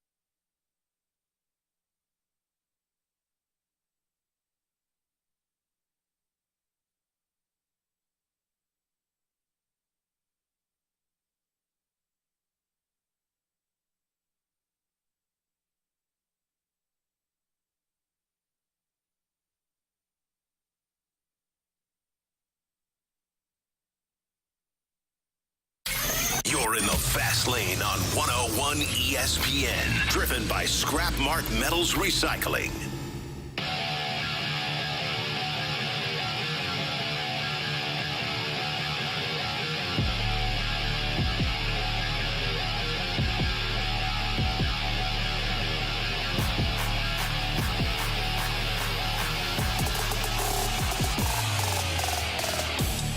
It's a Fast Lane on 101 ESPN with Jamie Rivers, Carey Davis, and Andrew Marsh. I'm Anthony Stalter. 5:05, your time check is brought to you by Clarkson Jewelers, an officially licensed Rolex jeweler. It's a Freedom Friday here in the Fast Lane, so if you have any topics that you want to throw out there, last couple of segments, take advantage of a Freedom Friday. It's gone by so fast. It has. It always does on a Freedom Friday. Marsh, what do you got? So Ryan in the Snake Pit messaged in, how is no one talking about what's going on with Sonny Gray? 19 runs in his last 4 games doesn't bother anyone? Oh, yeah. We talked about it his last outing when he gave up 4 home runs. Mm-hmm. Yeah. 4 shots against them, and could have been 5 except for one was overturned. Right. It wasn't a good day. But to your comment, you said he was inconsistent, but he had 10 strikeouts that game as well, I think. He was uneven. Uneven. Yeah, his performance was uneven. Very uneven. Yeah. You get 10 strikeouts, you give up 4 home runs. Happens every day, right? Typically not. No. Okay. Carey. Yep. All right. Yeah, of course. Yeah, but baseball is a marathon, so you're going to have stretches where guys are struggling. I mean, even the best pitchers in the league will have I guarantee you Paul Skeens will have a rough 4-start stretch at some point during his career. It happens, but the pros make adjustments. Mm-hmm. And I think when it comes to pitching, when your pitcher is struggling, that really it gets spotlighted because obviously you might make 1 start or 2 starts a week and that's it. If you're a hitter, you could space that over a month and then finally goes, whoa, this guy had a bad month. Yeah. You know? Like Nolan Gorman in what was it, June? Yeah, that wasn't great. Toward the end, we're like, whew, boy, he had a tough one. If that's Sonny Gray, you're like, the 4 starts, it's terrible. I think Sonny Gray's going to be just fine. And this, too, is where, and I know nobody likes analytics and all that, but this is where you can lean on some of the analytics to say, is what we're seeing indicative of problems? And if you look at Sonny Gray's ERA this season, if I can pull that up here on the fly, let's see here. Where's this ERA? Where is it? 3.54. So 3.54 ERA. If you look at the FIP, it's not that different. I'm trying to pull up Fangraphs on the fly, but I don't think his FIP is worse than that. If he had a FIP of like 4-something, 4.5, 4.7, something like that, then you'd say, yeah, this is a huge issue. Otherwise, I think he'll get the problem resolved and he'll be just fine over the long haul. Well, I'm not worried. I'm not worried. I'm acknowledging it's a bad stretch, but overall, I'm not worried. It's not great, but yeah. This is an interesting question from the 314. What is the best sports movie ever made? Oh, boy. Okay. Program. All right, perfect. And if the 2024 Cardinals had a movie made about them, who would you cast and who would the main villain be? The main villain's definitely Mo. For sure. Definitely Mo. For sure. Yeah. What's even here? Did you say 04? No, 2024. 24. I'm sorry. I heard 04. I'm like, how could you? Yeah, all right. I got you. 2024, yeah. Mo's a villain, for sure. He looks like a James Bond villain. Right. All slicked hair and all Sitting that. down at the big chair. Like laughing when guys strike out. Swing again, Gorman. You see him like reading like Twitter or something like that. Oh, you think I'm going to make a move, do you, Cardinal fan? Watch this. It's a reliever. Yeah. Mo's got his burner account pulled up, just firing off on people. Would that make Gersh the evil henchman? Yes. Yeah. It'd have to be. I don't know if there is a true villain. On the team? Yeah. Not a villain. Oh, would it be like a team? Another team? No, they don't even hate anybody. They don't have. No, I don't. They don't even hate anybody. Baseball's become the NBA. Everybody's friends. Everybody's good buddies. They all want to play. Everybody with each dap it up. Do you ever get bothered when they have like fights in baseball, but nobody actually fights. That's like, what's that the is purpose? one of Jamie's biggest. Like, why would I run? Why in the hell would I run from the bullpen and we're both running to the same? Why not go this way? Why not meet each other in the middle instead of running all Carey, the way to the infield? What are we doing? You honestly if you just really want to fight, opened up the biggest pet peeve I ever. Let's just get to it. I suggested at one point that each baseball team should have an enforcer, and they can come out of the dugouts and meet at home plate and go toe-to-toe and just get it out of the way. Get it over with. Yeah. No, I don't have a problem with that. Ask baseball players, and they even Matt Holliday even was on last year, the year before we were talking about it, and he's like, he's like, all these guys, they run it, and then nobody throws a punch, nobody even shoves anybody. What's the purpose? And like the bullpen's empty, they come why are you running that far? Just meet them. You got just fight in the bullpen. Yeah. Run over to their bullpen. Right. I think they're just bored and they're like, oh crap, we got to go. No, it's because it's this is the thing we're supposed to do, so we better do it. Yeah, and then you just stand around. Like, very seldom do you ever see a punch thrown in baseball. The last one was last year. Jose Ramirez and Tim Anderson. Tim Anderson. And he ruined his career. Oh, yeah. Guy hasn't been the same since. Yeah. No. Well, you know what? You blank around and find out, right? He did. And that's exactly what happened. But that's the only one like of memory of me, really. Was it Joey? Was it Joey Batista hit someone? Yeah, that was a few years ago. Roughneck Odor. Yeah. Oh, he got hit. Odor got Joey Bats. He got Batista'd. Yeah, because I think Odor was at one point like a boxer, maybe in his youth, or maybe his dad was a boxer. I don't know. Who wasn't? Jose Joey Batista. Bats, yeah. Joey Bats was not. He ran up with his chin. Yeah. We did get a text from Grant Francis Fan Club, another great villain, Pete Alonso, big, strong guy. Yeah. But Stubby Clark, he took him behind the woodshed. Yeah. So. You gotta have two really good teams, and one is the villain. Like that's usually like I think back to like the '80s. The Mets were the villains, in my opinion, to the Cardinals. Like it's just you have to have two teams that are on the cusp of winning championships, and there's that battle, and or at least an agitator, like what's his face from the Reds and Brewers, Brandon Phillips. No, well, yes, but not who I was thinking. Niger Morgan. Morgan. Tony Plush. What's it, Jose? Johnny Cueto. Didn't he?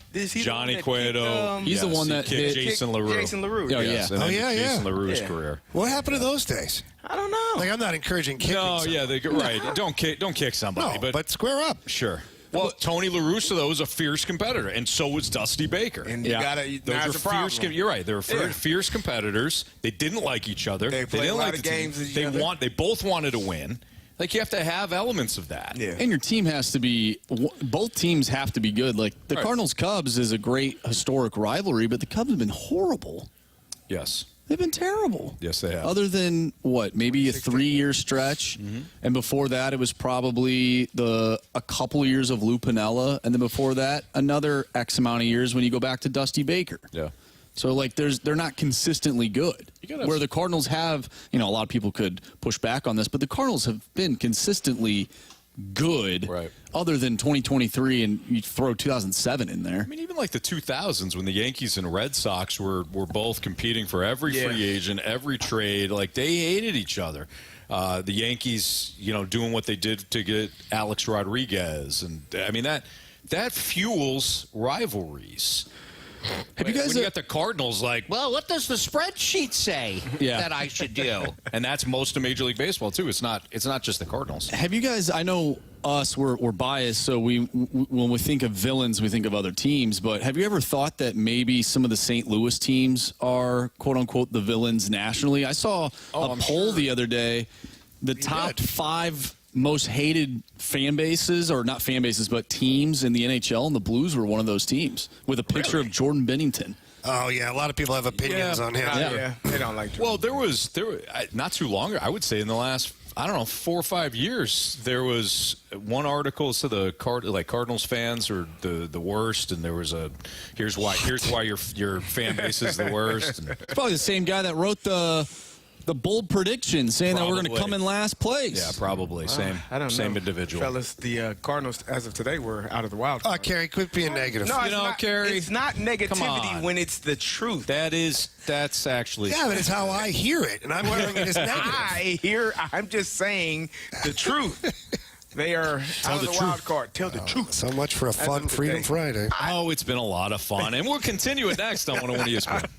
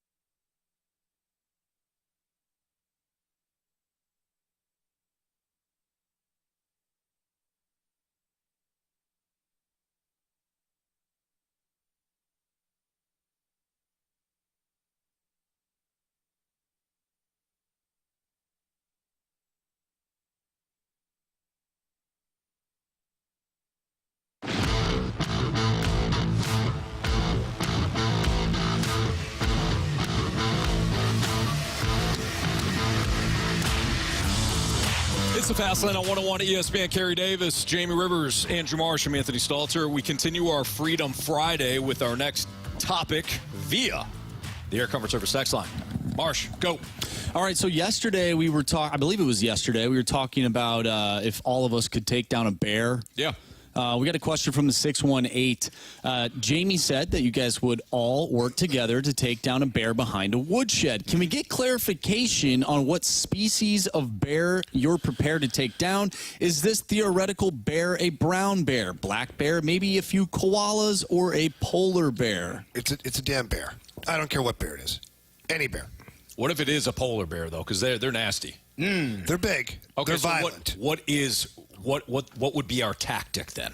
Well, we got to arm ourselves. We've got to find some kind of a weapon. Yeah. Sharpen some just a long branch, anything. Yeah. That bear doesn't want to get poked in the face with a long branch.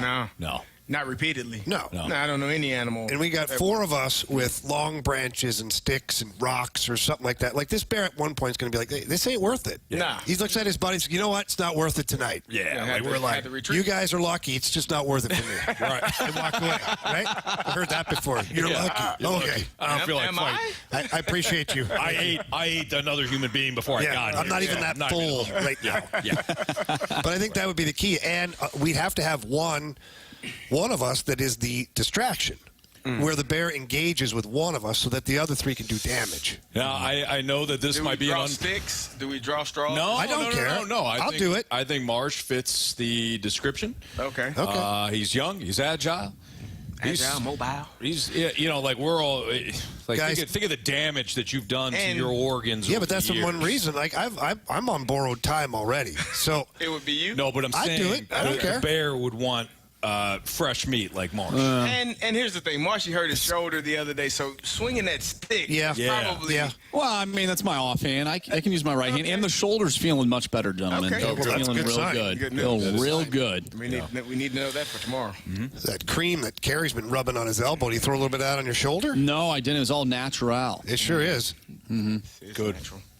By the way, we do have our home run derby tomorrow night. Hope to see you out there. Yeah. At Car Shield Field out in O'Fallon Mo. Softball home run derby. They'll also have the fast pitch home run derby.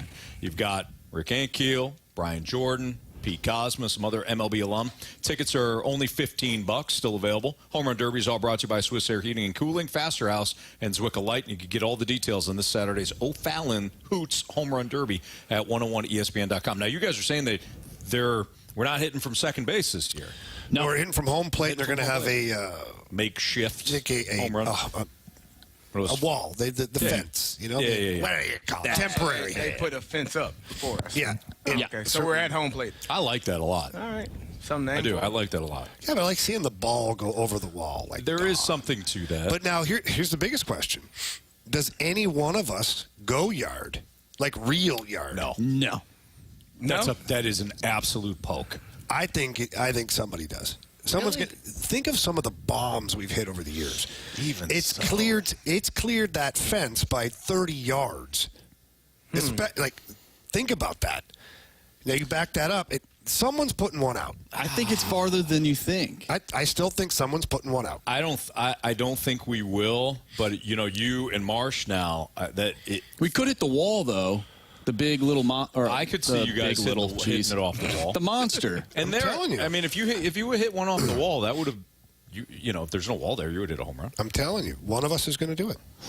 I think that's a poke. I don't think any of us will. Well, Anthony, I'm kind of disgusted at your lack of belief in not only. Well, now it's definitely not going to happen. Not only the group, but yourself. It's terrible. That's a loser mentality. Yeah. And I don't even like to put that out there in the universe. Okay. Well, Jamie. Jeez, Anthony. Do you think one of us? Do you think there's one out of the? Let's just start here. Do you think one of us on either side hits one over the fence from home plate? Yes. Okay. How I many? do. I don't know. Just one? No, I think there might be multiples. Okay. I think you're going to put one out. I mean, you were hitting them pretty far. Yeah. When we were working out there. And the way Carey and I swing, we just have to run into one properly. Because I'm swinging as hard as I can. I'm trying to murder that ball. So if we step into one, Marshy too, that right field is still an advantage for a lefty. That's true. You got to hit it probably where right center where the bullpen is. Yeah. So I can see that happening. Possible. Okay. We'll see. I guess we'll find out tomorrow. Hopefully everyone shows up and they can attest that one of us did it. If one of us does, like there's got to be you got to say pause. A full like I say we pause and you get to run the bases. Okay. I'm with that. Yeah. That would be funny, though.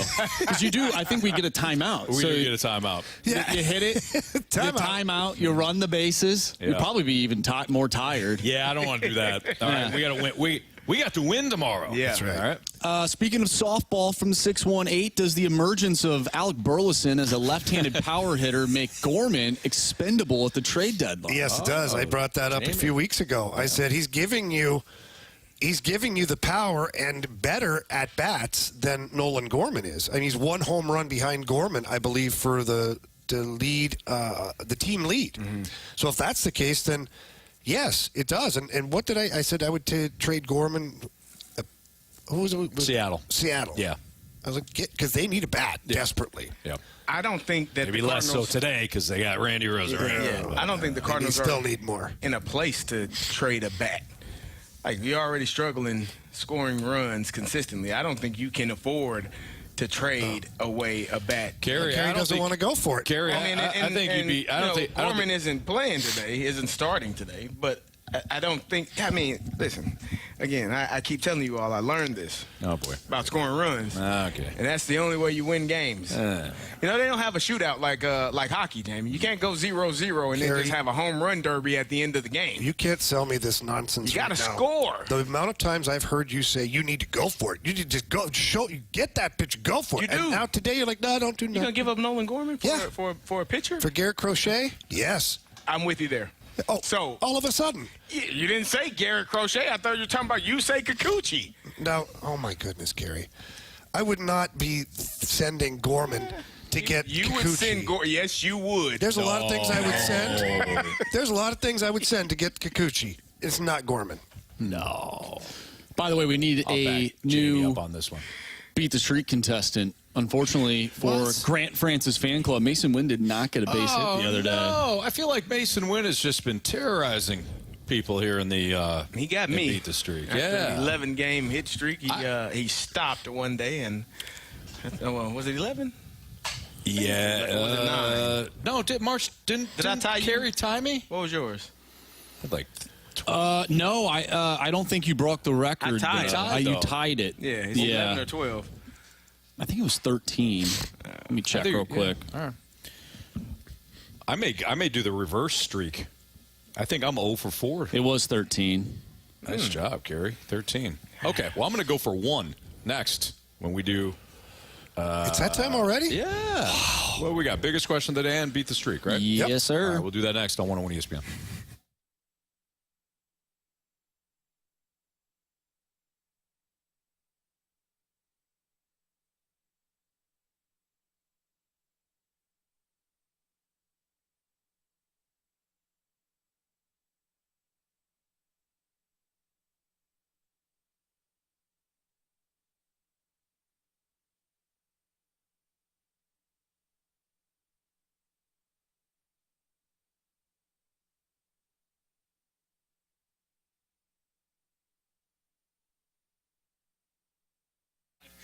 Auto Centers Nissan Herculaneum, they got great deals on a plethora of vehicles. So if you're looking for a car, a truck, an SUV, a van, head out to Auto Centers Nissan Herculaneum. That's what my wife Kristen and I did. In fact, we actually started at AutoCentersNissan.com.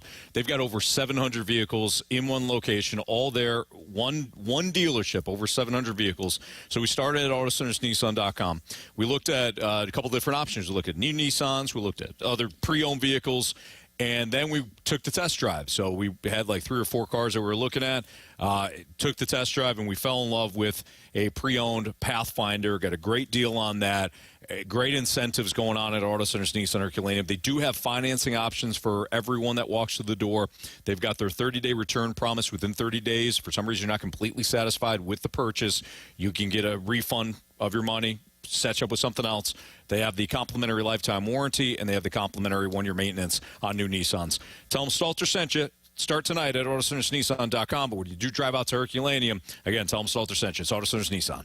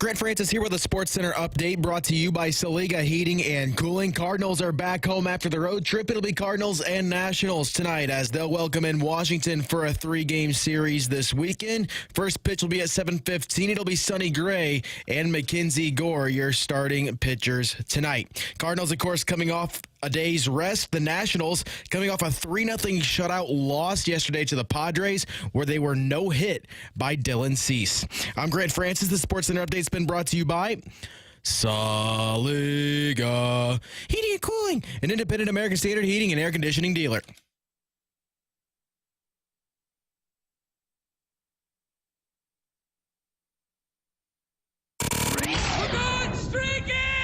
To hit baseballs. All of my successes depend on me. You're ready to hit. The hits just keep on coming. And his first big league hit is a bullet up the middle.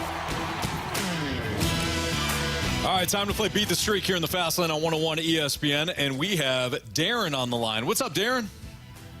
Hey, guys. How we doing? We're doing great, man. Appreciate you playing. Thanks for playing. Happy early weekend to you. Thanks for listening. Absolutely. You guys too. Thank you. All right, Marshy, what's the latest streaks? All right, so I believe Carey still has a streak going of 4 because of Brian Reynolds. And Alec Burleson came through for Jamie. He leads the charge with a streak of 5. Anthony, you just said it. Your streak is at -4. Oh, wow. I have a streak of 2, and then we bring in... It's just as impressive. It is pretty impressive. Thank you. You're consistent, and then we're bringing in Darren. Marsh, what is your streak? My streak is 2. All right. Okay, Jamie. Yeah. No. Is he first? Yeah. Yes, it is. I wasn't listening. I know. Yeah. By Fine. 1. I'm sorry that Carey did that to you. I was not listening. It hurts, but it's I'm fine. sorry. I apologize. Well, I guess I'll go with Burleson. Good choice. You didn't sound very confident. I was just trying to play it up. Okay. Give me Wilson Contreras. Wilson. Yeah, Wilson. I am going to go with, give me Lane Thomas at Busch Stadium. Oh, wow. Lane Thomas is off the board. All right, Darren. I will take a Nolan Arenado, please. Nolan Arenado. All right. Marsh, pretty disgusting that you would go with the National. C.J. Abrams? Give me C.J. Abrams, please. C.J. Abrams. Nobody wanted Dylan Carlson, huh? The Giants will when you offer him Blake Snell a little bit later on tonight. All right, Darren. Hey, good luck. Hopefully we'll talk to you again on Monday. Thanks, Anthony. If you have time, I want my wife to hear the turtle story. So if you have time, just tell that one again for me. All right. If we could squeeze that in, I definitely will. Thanks, Darren. All right, thanks, guys. Have a good weekend. All right. See ya. Thanks. Yeah, can I tell that quick? Or? Yeah, go ahead. Yeah. Why not? Screw the biggest question. Freedom Friday. It is a Freedom Friday. All right, so if you haven't heard the turtle story, I was, I don't know, like 6 or 7 years old. I was a young buck, and my dad and I were driving along the road, and we were kind of in the back roads a little bit, but not a back road like dirt road, an actual street where there were still trucks and everything on it. Like nothing you'd hear out of a country music song. Yeah, no. Yeah, not that sort of back roads.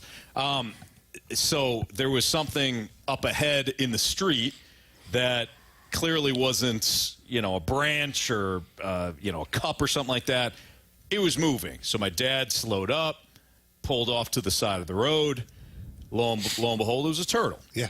Now, I had a little box turtle growing up. His name was Sammy. I don't know why I called him Sammy. Sammy the turtle. But it was Sammy the turtle. I like it. Yeah. So I think my dad was like, hey, maybe Sammy have a friend, right? Okay. Go pick up this turtle on the road.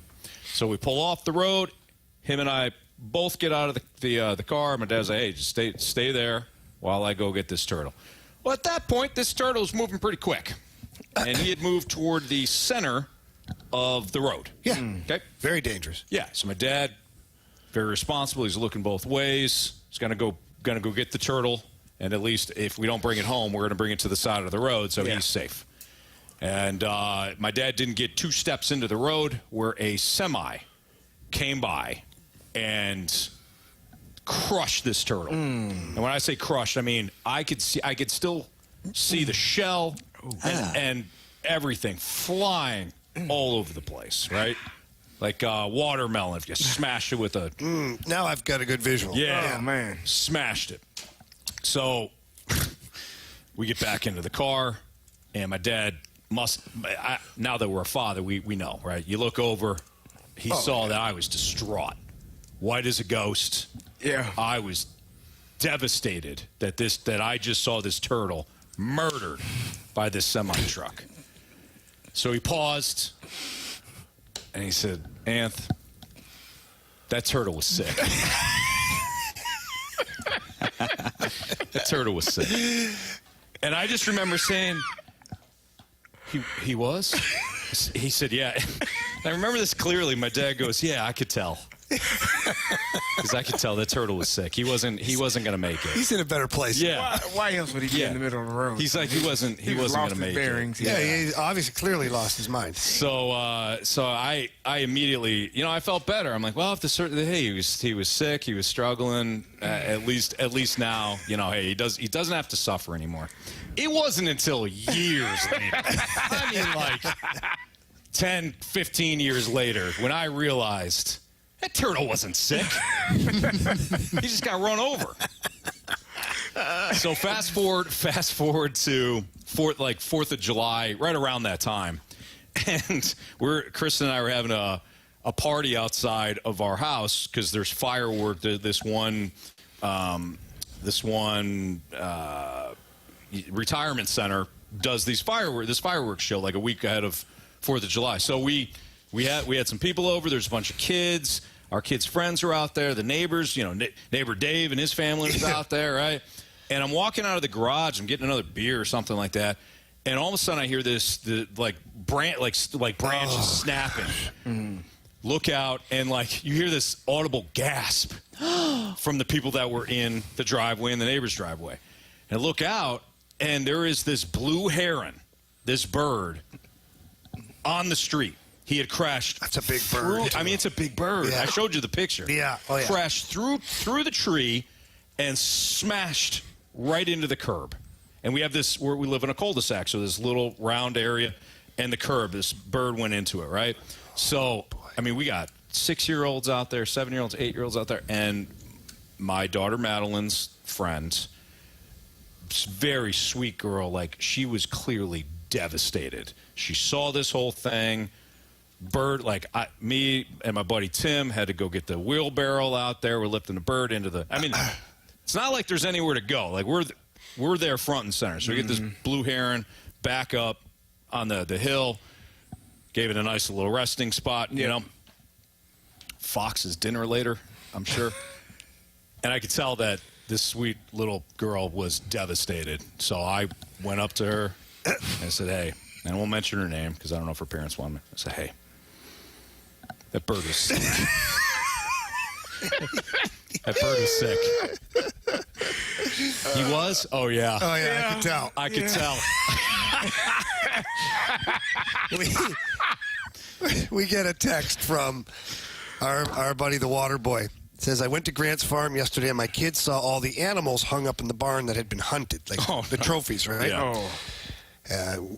We had just seen some of the animals roaming around. He goes, I just turned and said, those were the sick animals. They're in a better place now. So this is catching on. This is the thing now. Yeah, we need T-shirts. Yeah, it's okay. Don't worry. It's sick. It's sick. It was sick. Yeah. So that's the turtle stories. Hopefully, Darren, your wife, was able to hear the story. All right. When we come back, we have Bet the Board. We have 3 stars of the day. We have FanDuel's Fade or Follow as well. Our guy's going for what? 250? 250. Wow. All right. So we'll do all that next on a Freedom Friday here on 101 ESPN.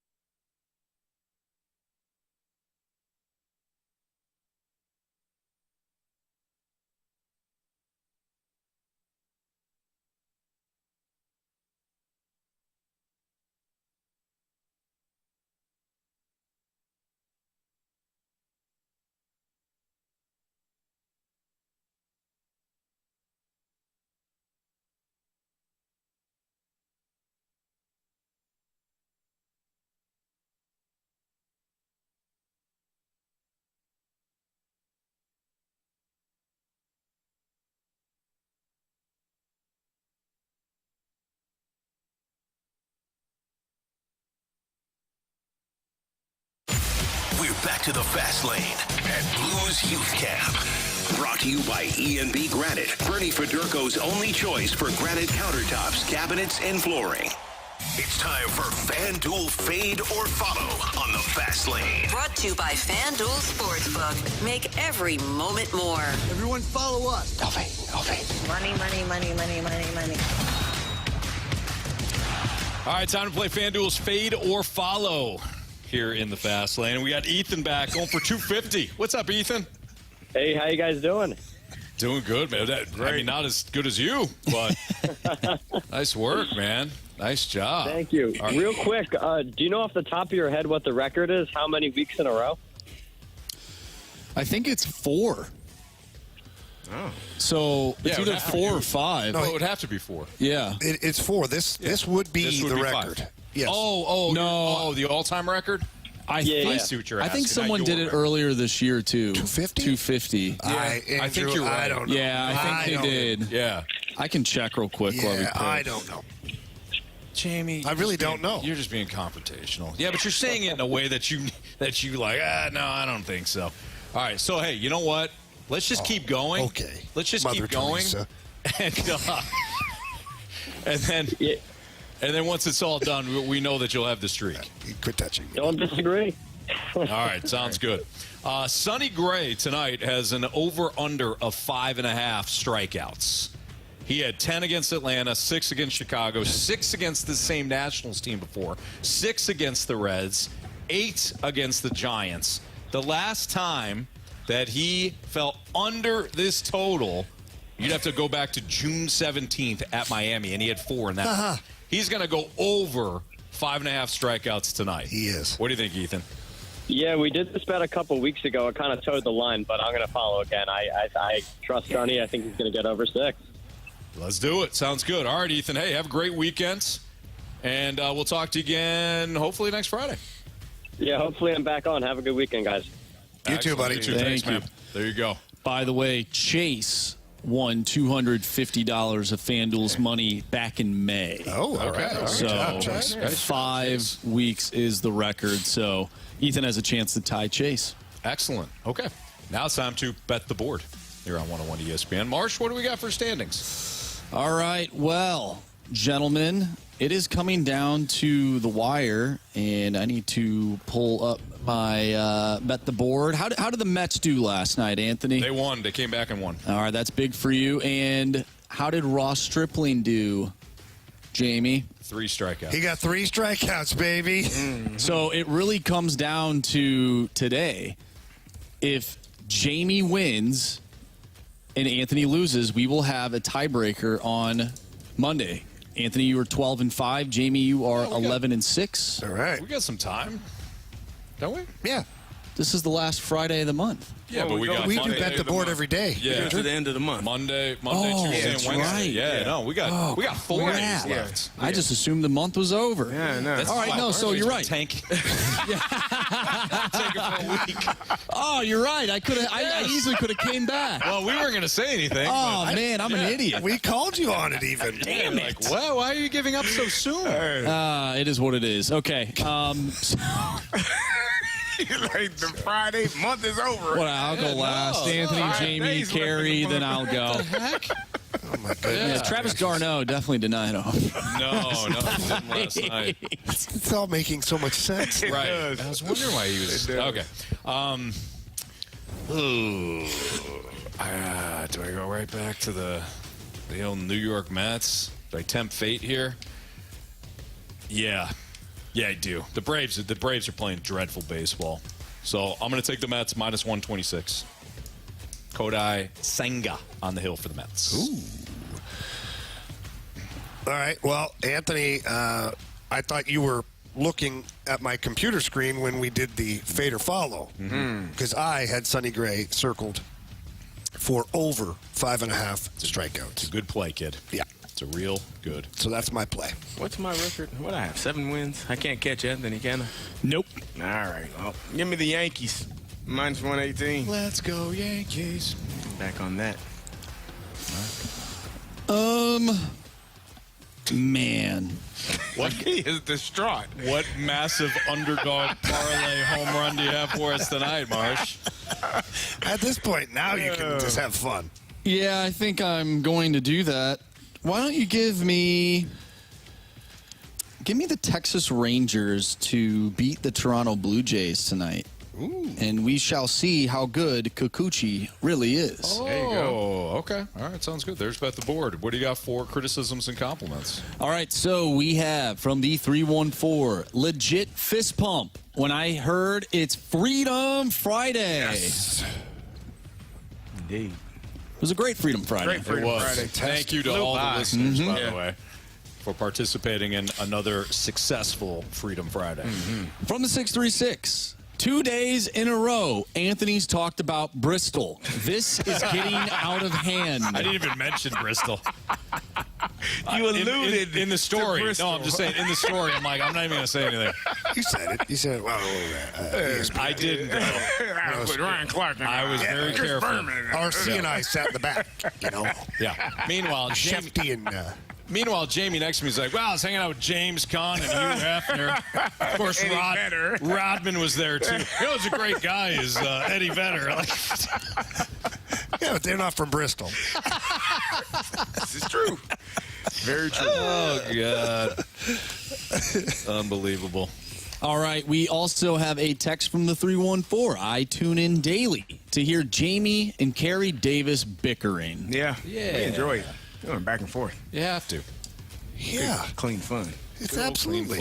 Yep. Absolutely. Just goes to show you that you don't always have to agree, but you can still respect. There you go. That's right. Well Should said. learn that. Yes. The world today. Yeah. Exactly. Don't have to agree. Got a text from the 314. I want to leave a mic drop, but I'm a little sauced. All of you guys are all-stars. I responded to that one, too. Did you? Awesome. I did. I said, hey, thank you. Go get more sauced up and enjoy your weekend. Might as well. It is Friday. It is, yep. We have a text from Flip Phone Kyle. Good luck tomorrow. You'll kick some butt. Thank you. Appreciate it. Should be fun. You kick their butt. Yeah, hopefully we'll see everybody out there, too, at Car Shield Field for the Home Run Derby. What's our final total? How much do you think we end up getting as a team? Do we do the bonus round? Do we get it in this year? Because we better, because Moon's alligator tears were too much last year. That was a little it was tough. rough. Yeah. Oh, He just couldn't stop. Yeah. I just very distraught. I'm sorry to hear that. Didn't care about a guy's broken ankle at all. No, he didn't. I say we get at least 50. Oh, I would hope so. I was going to say like 72. That's a lot. Well, let's see. 15. Do you think we can all hit 15? I think we all can. I think we all can, but it's so far. I mean, Jamie had 15 a couple of years ago, or 16 a couple of years ago. 16. Last year was like 14. 12, 14. No, 14. Moon beat me by one. The one year I had like 20, 18, and then 5. So it happens. It does happen. Okay. Sometimes you have just rough. Yeah, Pete Alonso. Yeah. What? Big, strong guy. Yeah. He only hit like 5 this year, didn't he? Oh, yeah. He stunk. Yeah. Too many deadlifts before. Yep. Real quick from Wild Bill, are you hiring? My boss fired me when I told him it's Freedom Friday. I'm going to do whatever I want today. Oh. So. That sucks. Yeah, that's tough. We'll hold on to your resume. Yes. All right, let's get to our 3 stars real quick. Third star of the day, this is from the 314, continuing the damn lie, and that is talking about sick animals. Well, they are sick. You're helping. No, they're sick, Anthony. They're sick. They're sick. All right, second star of the day goes to all of our listeners for the Freedom Friday question. Yes. Shout out to the listeners. And, of course, our first star of the day, when you put together details and tickets, gentlemen, we get tickets. Yeah. If you missed that one, check out the podcast available at 101ESPN.com or your 101 ESPN mobile apps. All brought to you by Dobbs Tire Notice Center. Thank you for Freedom Friday. Have a great weekend, everybody. For Andrew Marsh, Carey Davis, Jamie Rivers, and Grant Francis, I'm Anthony Stalter. We will see you.